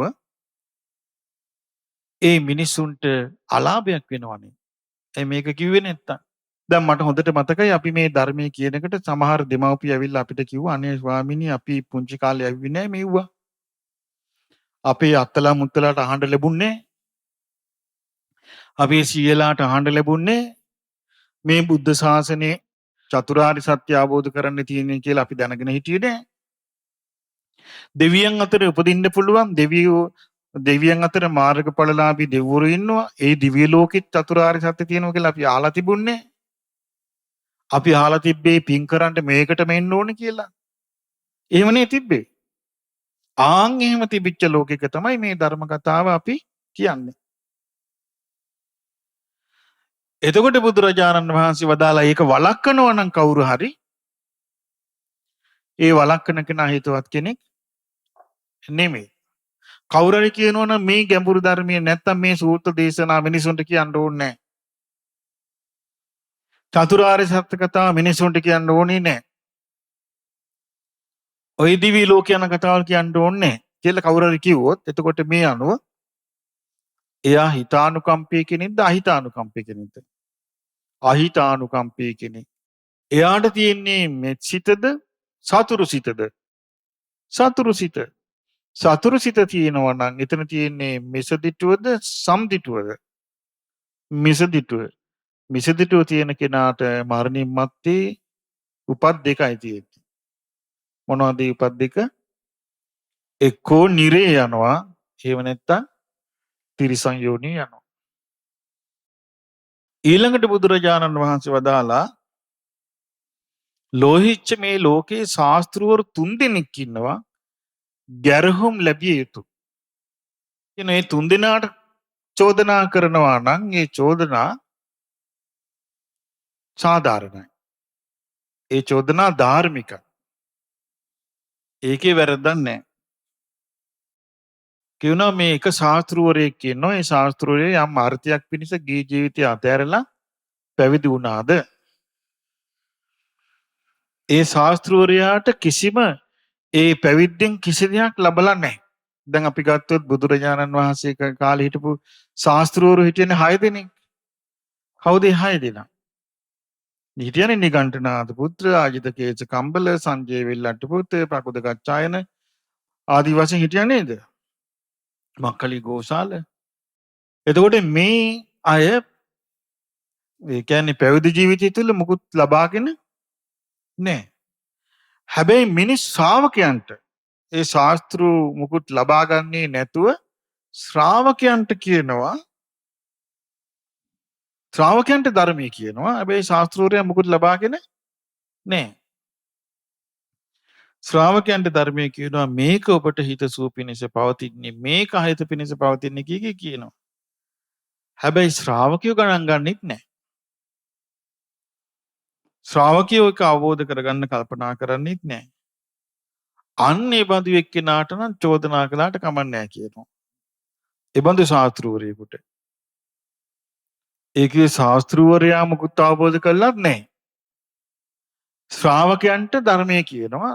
ශ්‍රාවකයෝ ධර්මය හැසිරෙන්නේ නැහැ. චෝදනා කළාට කමක් නැහැ කියනවා. ඒක හරියට මොකක් වගේද? කියන මේ හරියට මොකක් වගේද? චේතාපි නාම ඔක්කස්සන්තියාවා උස්සක්කෙය්‍ය. ඒක හරියට කොහොමද? අහක බලාගෙන හැරිලා යන තැනැත්තියගේ පිටිපස්සෙන් යනවා වගේ කියනවා. ඒ කියන්නේ කෙල්ල යනවා ගණන් ගන්න නැතුව ගස්සලා යනවා.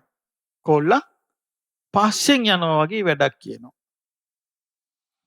ඊළඟට පරම්මුඛින්ව ආලිංගෙයි.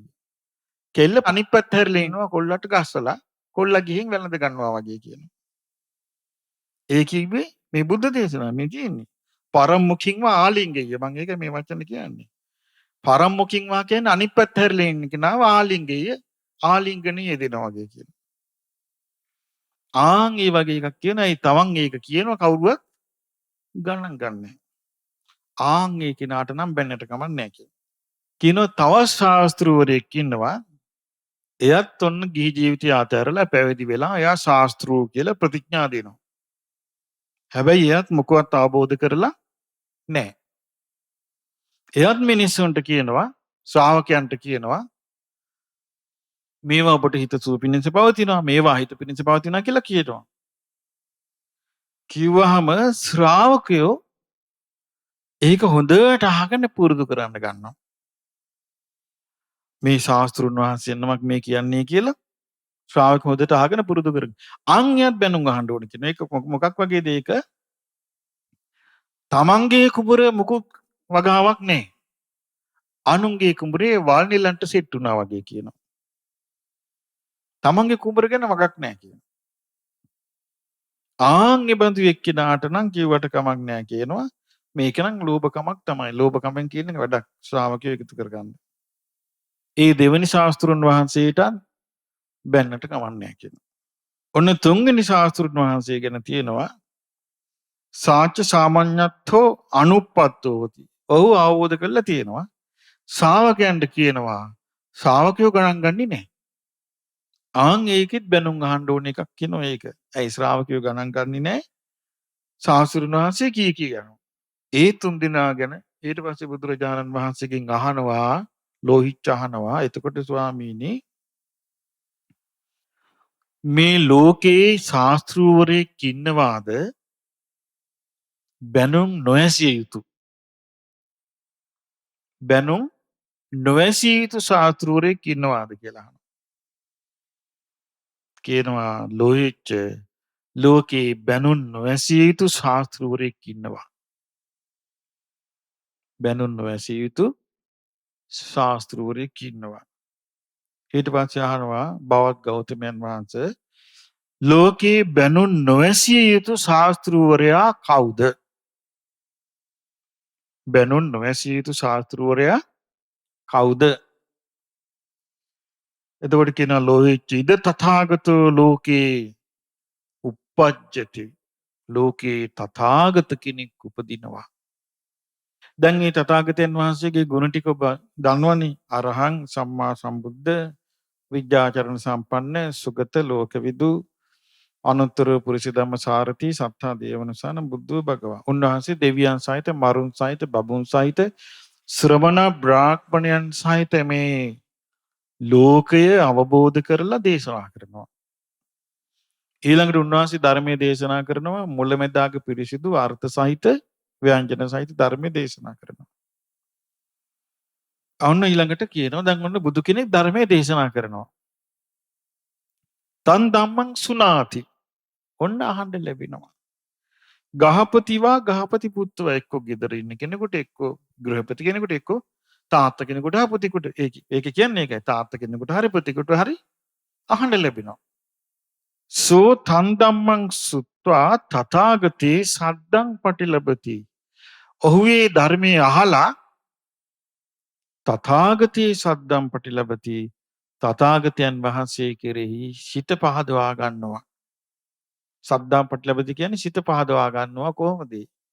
මේක නම් හරි. ඒක කවුරු කෙරෙහිද හිත පහදවා ගන්නේ? තථාගතයන් වහන්සේ කෙරෙහි හිත පහදවා ගන්නවා. සෝ තේන සද්දා පටිලාභේන සමන්නාගතෝ තිපටිසංචෙක්කති. එහෙම ශ්‍රද්ධාව ඇති වෙලා මෙහෙම හිතනවා. මේ ධර්මය අහලා එන හරි ධර්මය අහලා හිතනවා සම්බාධෝ ගරාවාසෝ රජාපතෝ. මේ ගෘහවාසය නම් හරි කරදර සහිතයි කෙලෙස් සහිත මාර්ගයක්. අබ්භෝකාසෝ පබ්බජ්ජා පැවිද්ද ආකාශය වගේ. නයිදං සුකරං අගාරං අජ්ජාවසතා ඒකාන්ත පරිපූර්ණං පරිසුද්ධං සංඛ ලිඛිතං බ්‍රහ්මචර්යං චරිතුං. මේ ගිහි ගෙදර වාසය කරගෙන නම් මෙවැනි පාරිශුද්ධ බවසරක් රකින්න නම් බෑ. යන්නුනාහං කේසමස්සුං ඕහාරිත්වා කාසායන වත්තානි ආච්ඡාදිත්වා අගාරස්මා අනගාරයන් පබ්බජයන්ති. ඒ නිසා මම මේ කෙස් රැවුල් බාලා කහවත් පුරවාගෙන ගිහි ජීවිතය අතර අනගාരികව මම පැවිදි වෙන්න ඕනේ කියලා ඔන්න තාත්තා කෙනෙක් හරි පුතෙක් හරි කවුරු හරි පවුලක කෙනෙක් හිතුවා. ඒකයි මේ කියන්නේ. සෝ අපරේණ සමේන ඊට පස්සේ ඔහු පස්සේ කාලේ අප්පංවා භෝගංවා පහය ස්වල්ප භෝගයක් හරි තියෙනවා නම් ඒකත් අතහැරලා බොහෝ ධනෙ තියෙනවා නම් ඒකත් අතහැරලා නෑදා පිරිසිරිනවා නම් ඒවත් අතහැරලා මහා ඥාතින් ඉන්නවා නම් ඒවත් අතහැරලා කෙස්රවුල් බාලා පැවිදි වෙනවා. ඔන්න පැවිදි වුණාට පස්සේ යාට පුරුදු කරන්න තියෙන කවුරු කියපු එකක්ද? තථාගතයන් වහන්සේ දේශනා කරපු එකක්. ඊට පස්සේ මොකද්ද?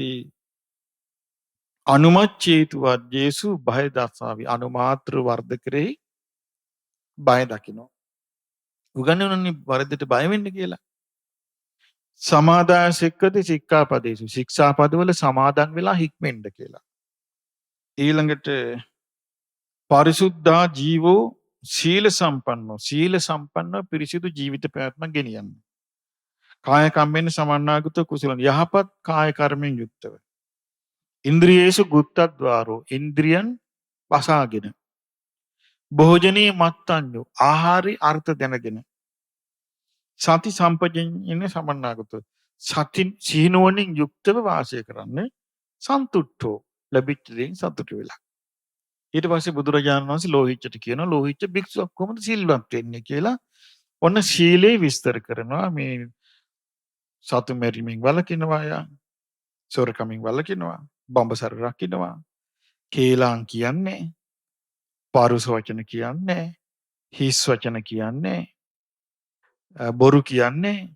කාලවාදී කාලයට අවස්ථාවට ගෝචර භූතවාදී ඇත්ත දේවල් අත්ථවාදී අර්ථවත් දේවල් ධම්මවාදී ධර්මයෙන් යුක්ත දේවල් විනයවාදී හික්මීමට අයිති දේවල් කතා කරනවා. නිදානවතින් වාචම් භාසිතා හෝති.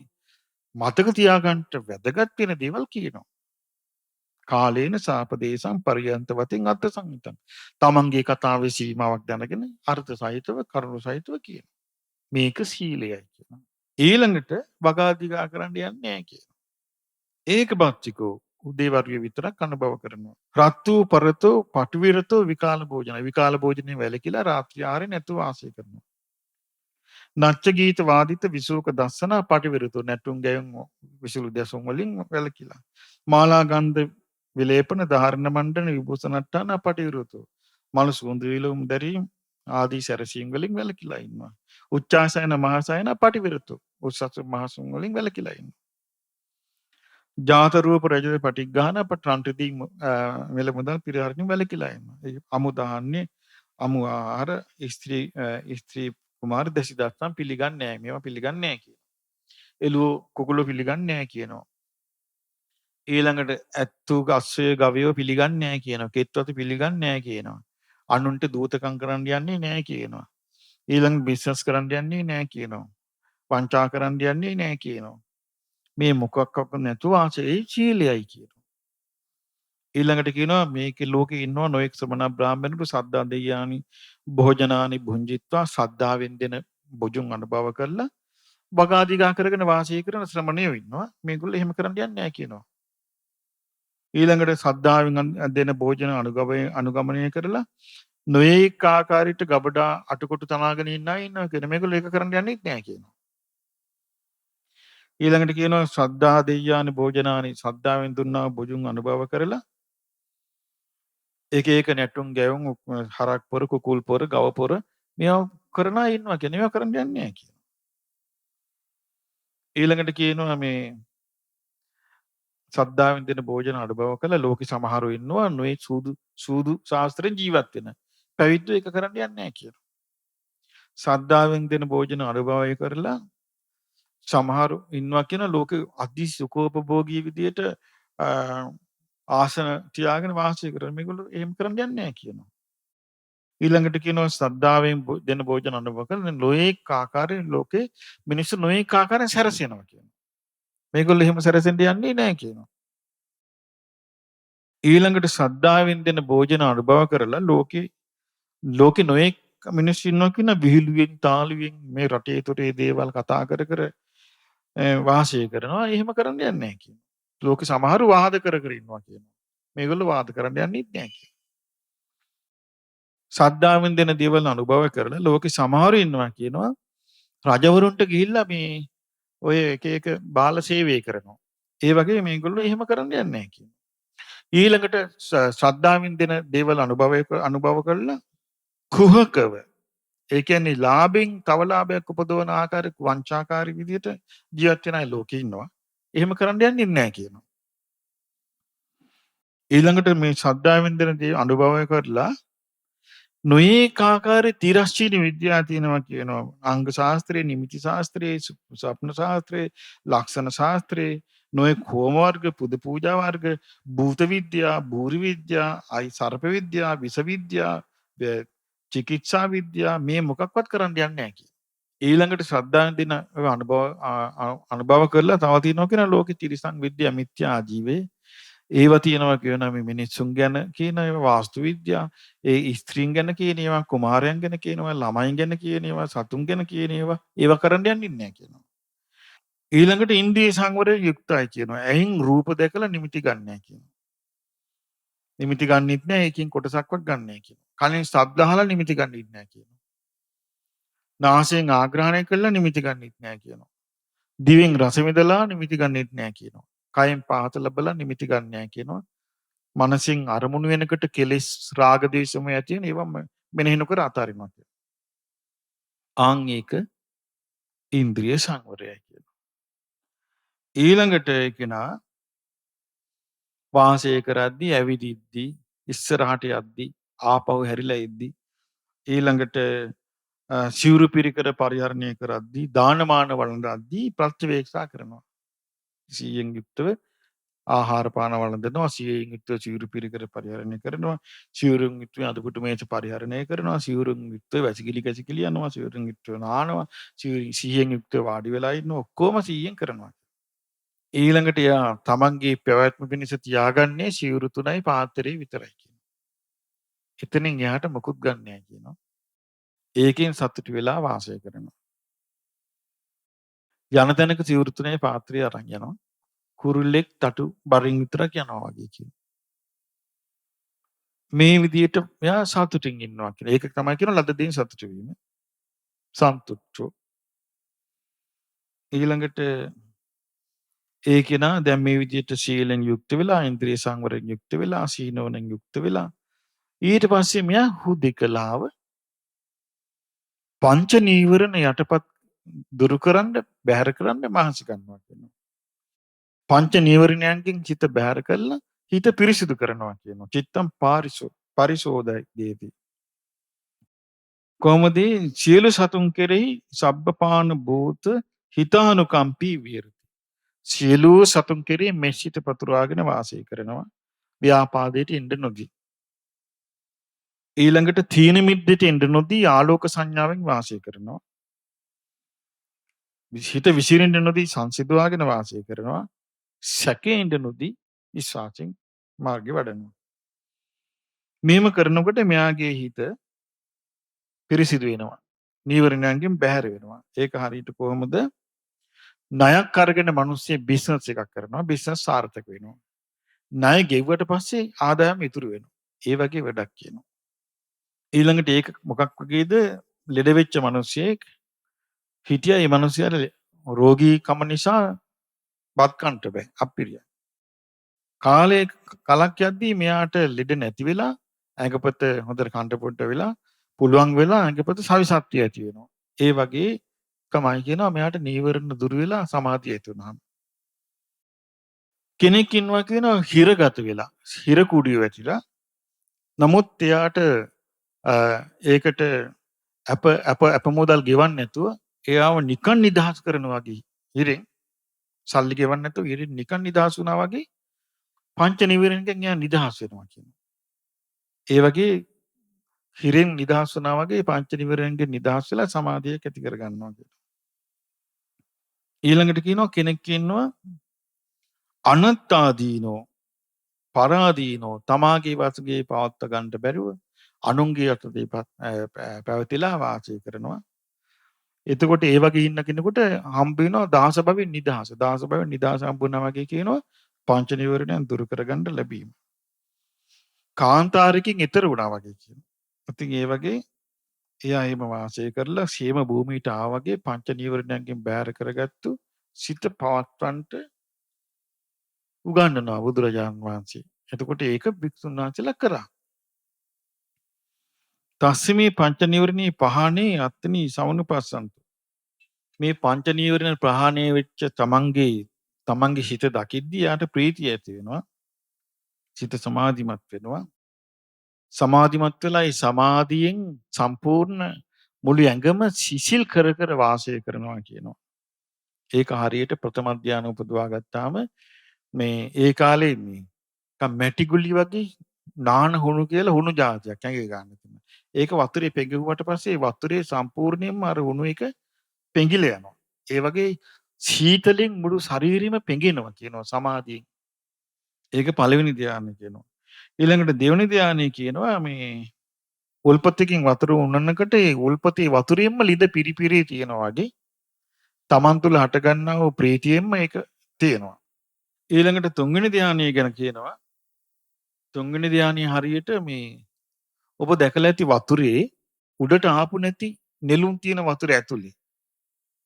ඒ වගේ තමයි කියනවා සම්පූර්ණයෙන්ම ප්‍රීති සැපයෙන් තමන්ගේ කයයි හිතයි වසහාගෙන තියෙනවා කියන ඒක. හතරවෙනි ධ්‍යානයට උපමාවක් තියෙනවා සම්පූර්ණ සුදුරෙද්දකින් ඇඟ වහගත්තා වගේ උපේක්ෂාවෙන් වාසය කරනවා කියලා. දැන් මේ විදිහට වාසය කරන කෙනා කියනවා ලෝහිච්චට බුදුරජාන් වහන්සේ මේ වගේ ඔන්න ධ්‍යාන හතර විස්තර කරනවා. විස්තර කළා කියනවා ලෝහිච්ච එතකොට මේ යස්මින්කෝ ලෝහිච්ච සත්තරි ශාවකෝ ඒව රූපං උලාරං විශේෂං අධිගච්ඡති. ලෝහිච්චේ යම් ශ්‍රාවකෙක් මේ වගේ පළවෙනි ධානයේ දෙවෙනි ධානයේ තුන්වෙනි ධානයේ හතරවෙනි ධානයේ ලබා ගත්තේ ශාස්ත්‍රුන් වහන්සේ නමකගේ මඟ පෙන්වීම නිසා නේද කියලා අහනවා. එතකොට ලෝහිත ඒ ශාස්ත්‍රූරයා බැනුම් ඇසිය යුතු කෙනෙක්ද කියලා අහනවා. ඒ ශාස්ත්‍රූරයා බැනුම් ඇසිය යුතු කෙනෙක් නෙමෙයි කියනවා. ඒ ශාස්ත්‍රූරයාට කවුරු හරි බයිනවා නම් ඒක අධාර්මිකයි කියනවා. ඒක වැරදි වෙනිල්ලක් කියනවා. ඒක සාධාරණ චෝදනාවක් නෙවෙයි කියනවා.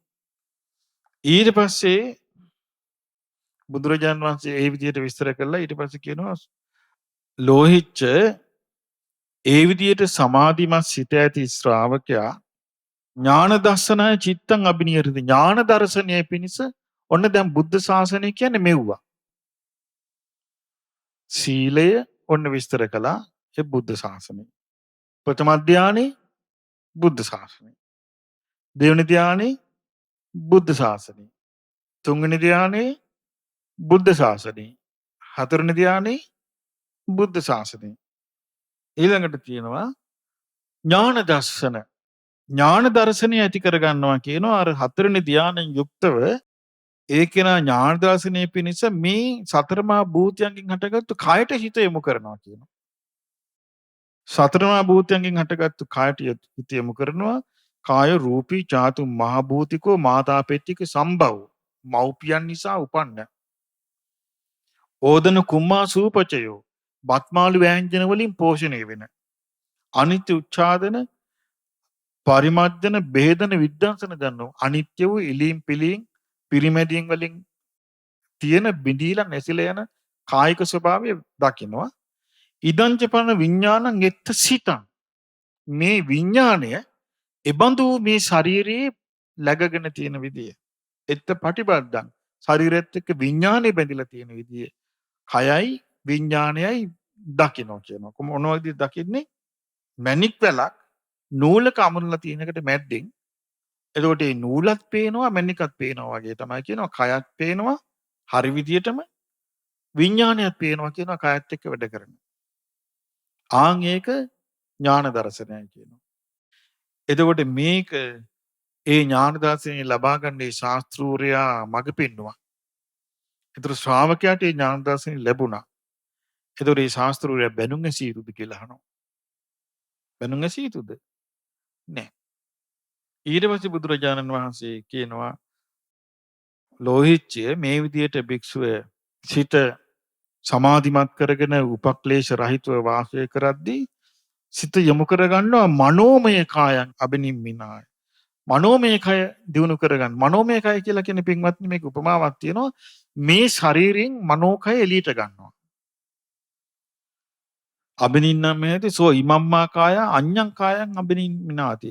මේ ශරීරයෙන් අන්‍ය වූ කයක් එළියට ගන්නවා රූපී. ඒකත් රූපවත්. මනෝමයන් සිතින් හටගත්තු සබ්බංග පච්චංගී අහිනින්ද්‍රියන් සියලු අංගපසංග තියෙනවා හොඳට. ඒක මොන වගේද? තනකොළ ගහෙන් තන ගොබේ ඇදලා ගන්නවා වගේ කියනවා. කොපුවෙන් කඩුව ඇදලා ගන්නවා වගේ කියනවා. නයි පෙට්ටියෙන් ණය ඇදලා ගන්නවා වගේ මේ ශාරීරියේ මනෝකය ඇදලා ගන්න පුළුවන් කියන එළියට.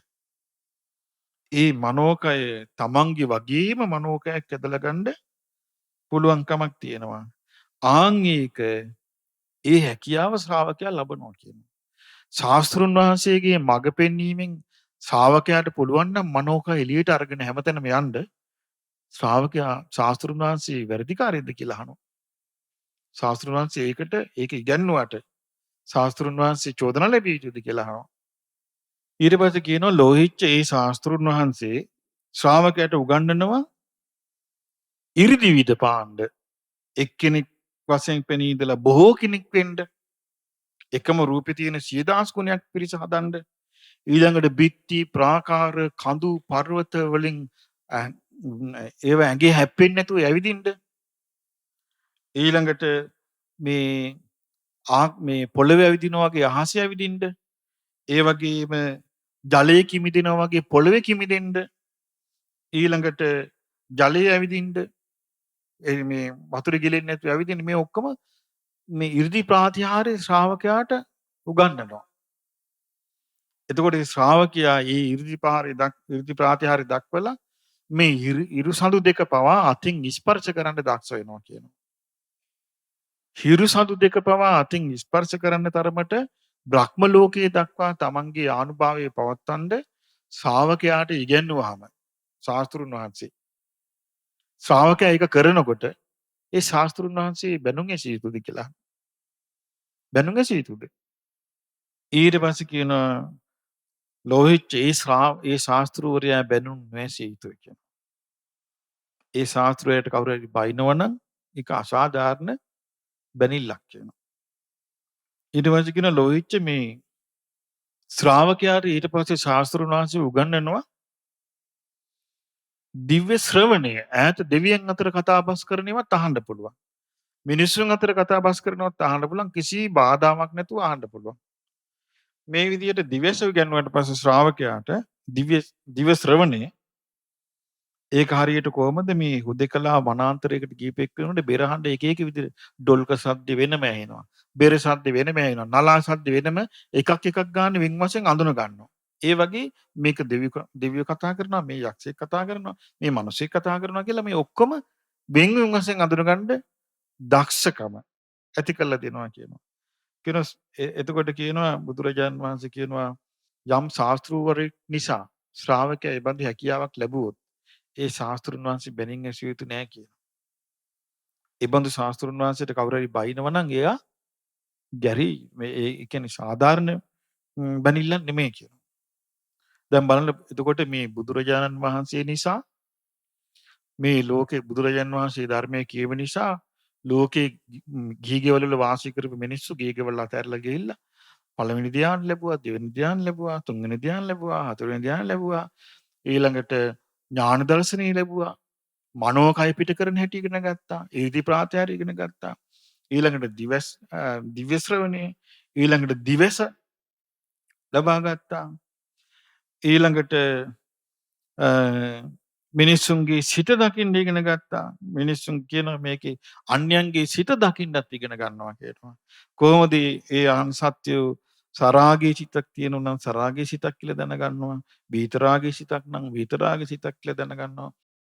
ද්වේෂසහිත හිතක් නම් ද්වේෂසහිත හිතක්, ද්වේෂ නැති හිතක් නම් ද්වේෂ නැති සිතක්, මෝහසහිත සිතක් නම් මෝහසහිත සිතක්, මෝහ නැති සිතක් නම් මෝහ නැති සිතක්, දියුණු සිතක් නොදියුණු සිතක් මේ ඔක්කොම ශ්‍රාවකයා පරචිත්ත ඥානෙ උපදවා ගන්නවා.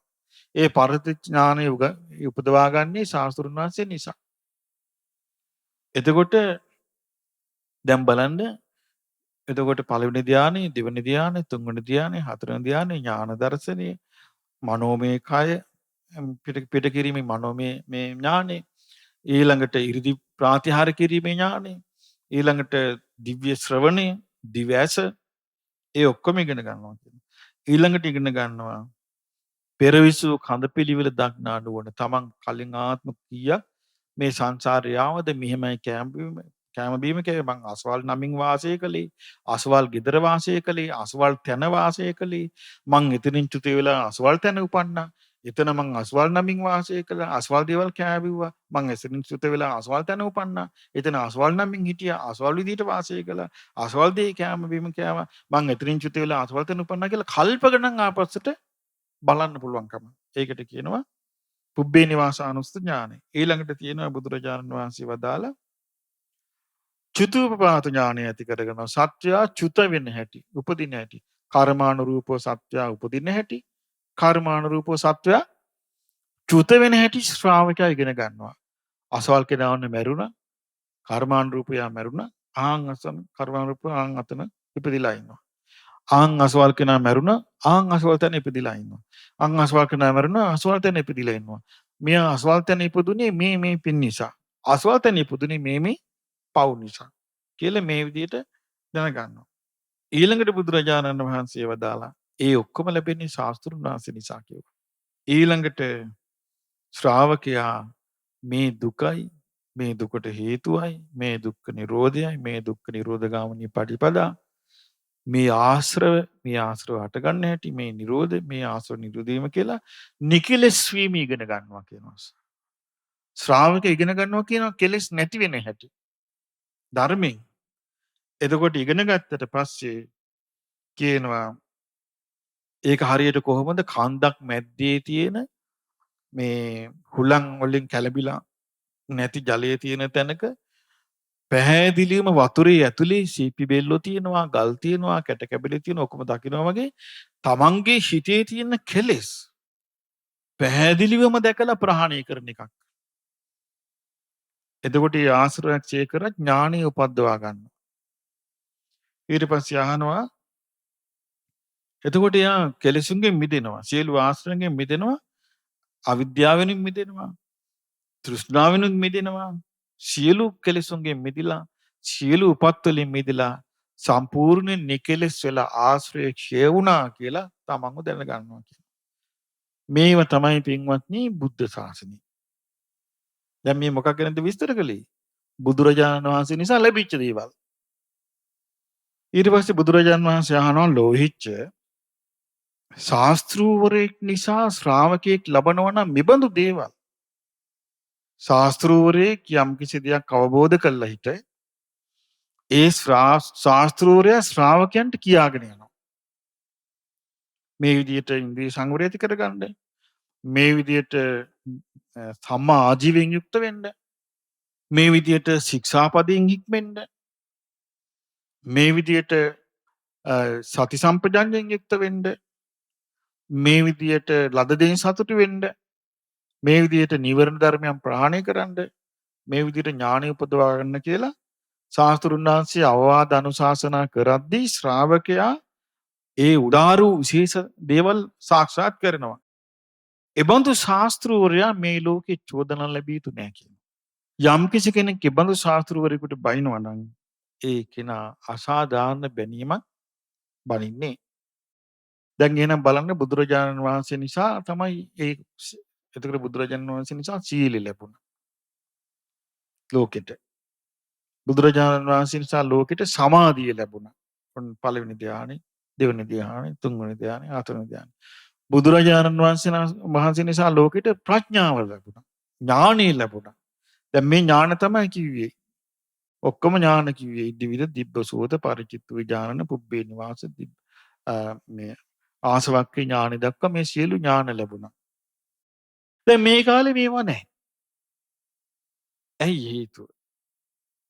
මිනිසයා ඇතුලෙන් පිරිහිලා.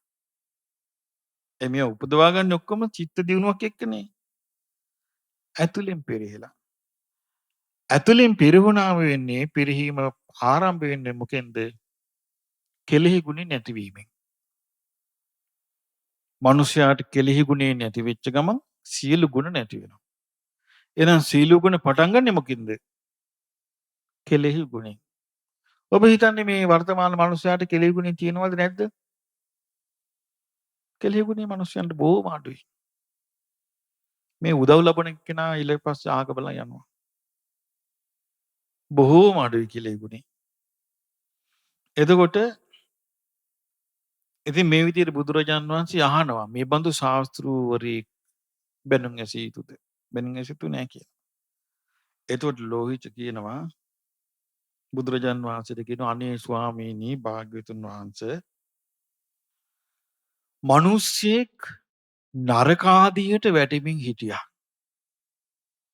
තව මිනිස්සෙක් ඇවිදින් ඒ නරකාදියට වැටෙන්න හිටිය මිනිස්සයාව කොණ්ඩෙන් අල්ලලා උඩට අරන් ගොඩින් තිබ්බා. ස්වාමීනි බවත් ගෞතමයන් වහන්සේ මට එහෙම දෙයක් මේ කළේ කිව්වා. මං අර මතේ හිටියා නම් මං නිරේ කිව්වා. බලන්න මේ මිනිස්සුන්ගේ නිහතමානීකම. මං ඒක කිව්වා දැන් බලන්න මිනිස්සුන්ගේ නිහතමානීකම. මං අර මතේ හිටියා නම් මම නිරේ කිව්වා. කිව්වා අනේ ස්වාමීනි මං නරකේ වැටෙන්න ගිහිලා නිරේ වැටෙන්න ගිහිලා මාව කොණ්ඩෙන් ඇදලා උස්සලා ගොඩින් තිබ්බා වගේ වැඩක් කළේ. අනේ ස්වාමීනි මට මේ හොදටම ඇති කිව්වා මට කියලා දුන්නා. ඔන්න ඊට පස්සේ යාගේ වෙනස බලන්න. ඒව මේව බෝතා ගෝතමේන අනේක පරියායන ධම්මෝ ප්‍රකාශිතෝ භාග්‍යතුන් වහන්සේ නොඑක ආකාරයෙන් මට ධර්මය කියා දුන්නා. ඔන්න දැන් යා කියනවා ඒසාහම් භවන්තං ගෝතමං සරණං ගච්ඡාමි. ස්වාමීනි භාග්‍යතුන් වහන්සේ මම භාග්‍යතුන් වහන්සේව සරණ යනවා. ධම්මං සරණං ගච්ඡ ධර්මයේ සරණ යනවා. ශ්‍රාවක සංඝයා සරණ යනවා. භාග්‍යතුන් වහන්සේ කියන බවත් ගෞතමයන් වහන්සේ මාව දිව්‍ය ඇතිතෙක් උපාසකෙක් වශයෙන් දරාගෙන සිටින සේක්වා. දැන් මෙහෙම වුණාට පස්සේ මේ මිනිසයා එයාගේ තීරණවල ඊට පස්සේ ශාස්ත්‍රුන් වහන්සේ කවුද? බුදුරජාණන් වහන්සේ නේද? එතකොට මේ බුදුරජාණන් වහන්සේගෙන් ලැබිච්ච දේවල් ඒ කාලේ මිනිසයන් ලැබූ දේවල් ලබාගත්තු දේවල් මේ කාලේ මිනිස්සුන්ට නෑ. මේ සමාජ දෙකක්, පරිසර දෙකක්, ලෝක දෙකක්. ඒ කාලේ බුදුරජාණන් වහන්සේ සම්බුද්ධත්වයට පත් වුණේ සේනා සහිත මාරයා පරාජයට පත් කරලා ලෝකෙ සුද්ධ කරගෙන බුද්ධත්වයට පත් වුණේ. ඊට පස්සේ කාලයා ගෑවෑමෙන් ඒවා ඔක්කොම නැත්තටම නැතුව ගියා. නැත්තටම නැතුව ගියා.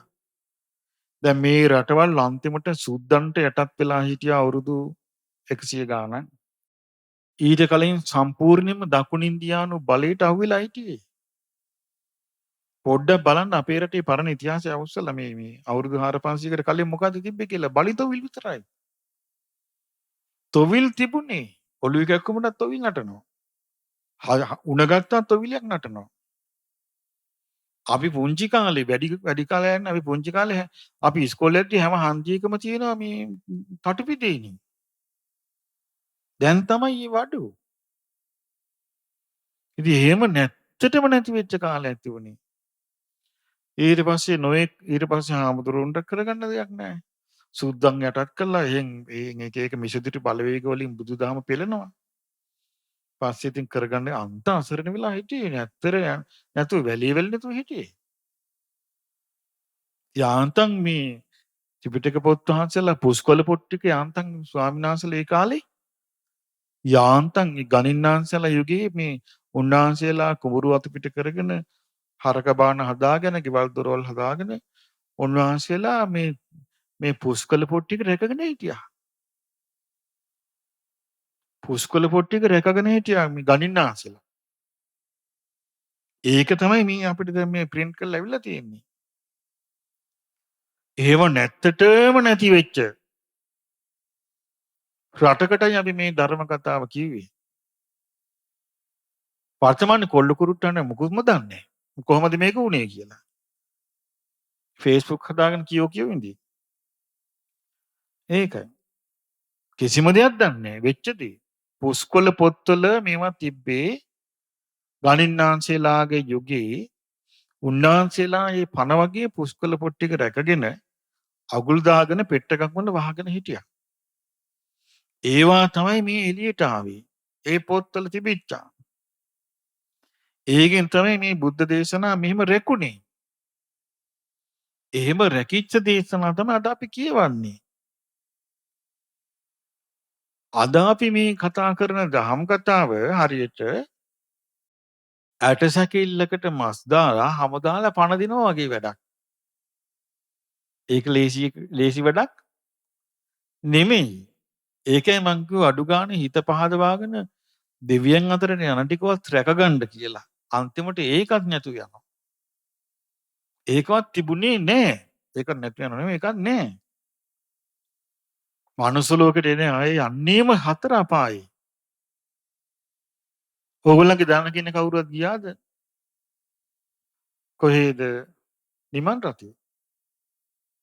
යාමේ තුසිටි කවුරුත් නැහැ නේ. ගෙවල් දොරමුල්ලේ. ගෙවල් වල ලිප ළඟ ඉන්නේ. එහෙම නැත්නම් කක්කොසි වලේ. මෙහෙම වෙන්නේ කොහොමද?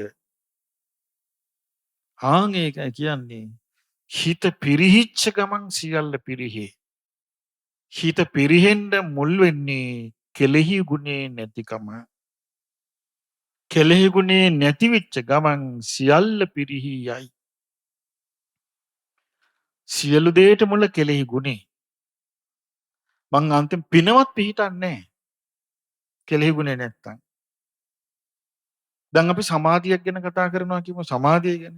දේවදත්ත සමාධිය උපදවා ගත්තේ නැද්ද? බුදුරජාන් වහන්සේ නිසා නේද? නමුත් දේවදත්තගේ හිතේ තිබුණේ බුදුරජාන් වහන්සේ නිසයි මේ ලැබුණේ කියලා. දේවදත්ත ඉරිදිපාදාරය උපදවා ගත්තේ නැද්ද? බුදුරජාන් වහන්සේ නිසානේ. නමුත් දේවදත්තගේ හිතේ තිබුණේ නැහැ. දේවදත්තට සමාධිය පිහිටට ආවද? නෑ. වර්තමාන මිනිස්සෙක් ඉන්න පුළුවන් කෙලෙහි ගුණේ නැති මිනිස්සෙක් වුණා සමාධිය උපදවා ගන්න. හැබැයි ඒක පවතින්නේ නැහැ. ඒක ආර්ය සමාධියක් නෙමෙයි. ආර්ය සමාධිය ඇති වෙන්නේ මාර්ගඵල ලැබුවොත් විතරයි. එතකම්ම පුතග්ජන සමාධිය තමයි තියෙන්නේ. එතකොට මේ පෘථග්ජන සමාධිය පවතින්නේ ඒ අවස්ථානුකූලව තමන් පිරිහෙනකට ගානට සමාධිය පිරිහිලා අකුසලෙ හිත පිහිටනවා. දුගති යන්න එයාට එහෙම වෙනවා. ඒ නිසා කෙනෙක් රැවටුණාට ඒක ආර්ය සමාධිය කිය වැඩක් නැහැ. පෘථග්ජන සමාධිය. එතකොට එහෙම අයට උඩඟුකම විතරක් තියේවි. අන්න අයට ගරහන්න ඒක පාවිච්චි කරાવી. ඊට වඩා දෙයක් නැහැ. තමන්ව හොවාදක්ව ගන්නත් පාවිච්චි කරાવી. ඒ නිසා අපි හොඳට මතක තියාගන්න ඕනේ. අපි ගොඩාක් අවධානය යොමු කරගන්න ඕනේ ගුණයක් ඇති කරගන්නයි. ඒ ගුණය තමයි ඉස්සල්ලාම බුදුරජාන් වහන්සේ කෙරෙහි හිත පහදවා ගන්න. මේක තමයි ඇත්ත බුද්ධ ශාසනයේ හැබෑ දියුණුව. දැන් බලන්න මේ ශ්‍රාවකයෝ උපදවාගෙන තියෙන ඥාන ඉර්ධිපාතිහාරය. ඊළඟට දිව ශ්‍රවණය, පෙරවිසු කඳ පිළිවෙල දක්නා නුවණ මෙව්වා. මේවත් එක්ක තමයි පටිසම්භිදා තියෙන්නේ. මේ නිකන් අවුල් වෙලා කතා කරනවට නෙමෙයි. ඉතින් ඒ නිසා අපි සියලු දෙනා මේ ලෝහිච්ච සූත්‍රයෙන් ගත යුතු පාඩම තමයි ලෝහිච්ච බ්‍රාහ්මණයාට පුළුවන් වුණා තමන්ගේ මේ සිතුට අතහැරලා බුදුරජාණන් සරණ යන්න. ඒ වගේ අපට බුදුරජාණන් වහන්සේ කෙරෙහි හිත පහදවාගෙන උන්වහන්සේ ලෝකයේ කිසිවෙකුට දෙවියන් බමුණු මරුන් සහිත ලෝකේ චෝදනා නොලබන ශාස්ත්‍රුන් වහන්සේ නමක් අපි සරණ ගියා කියලා සන්තෝෂයටපත් වෙනවා. සාදු සාදු සාදු. අමාදම් විල අතිපූජනීය කිරිබත්ගොඩ ඥානානන්ද ස්වාමීන්ද්‍රයන් වහන්සේගේ ධර්ම දේශනාව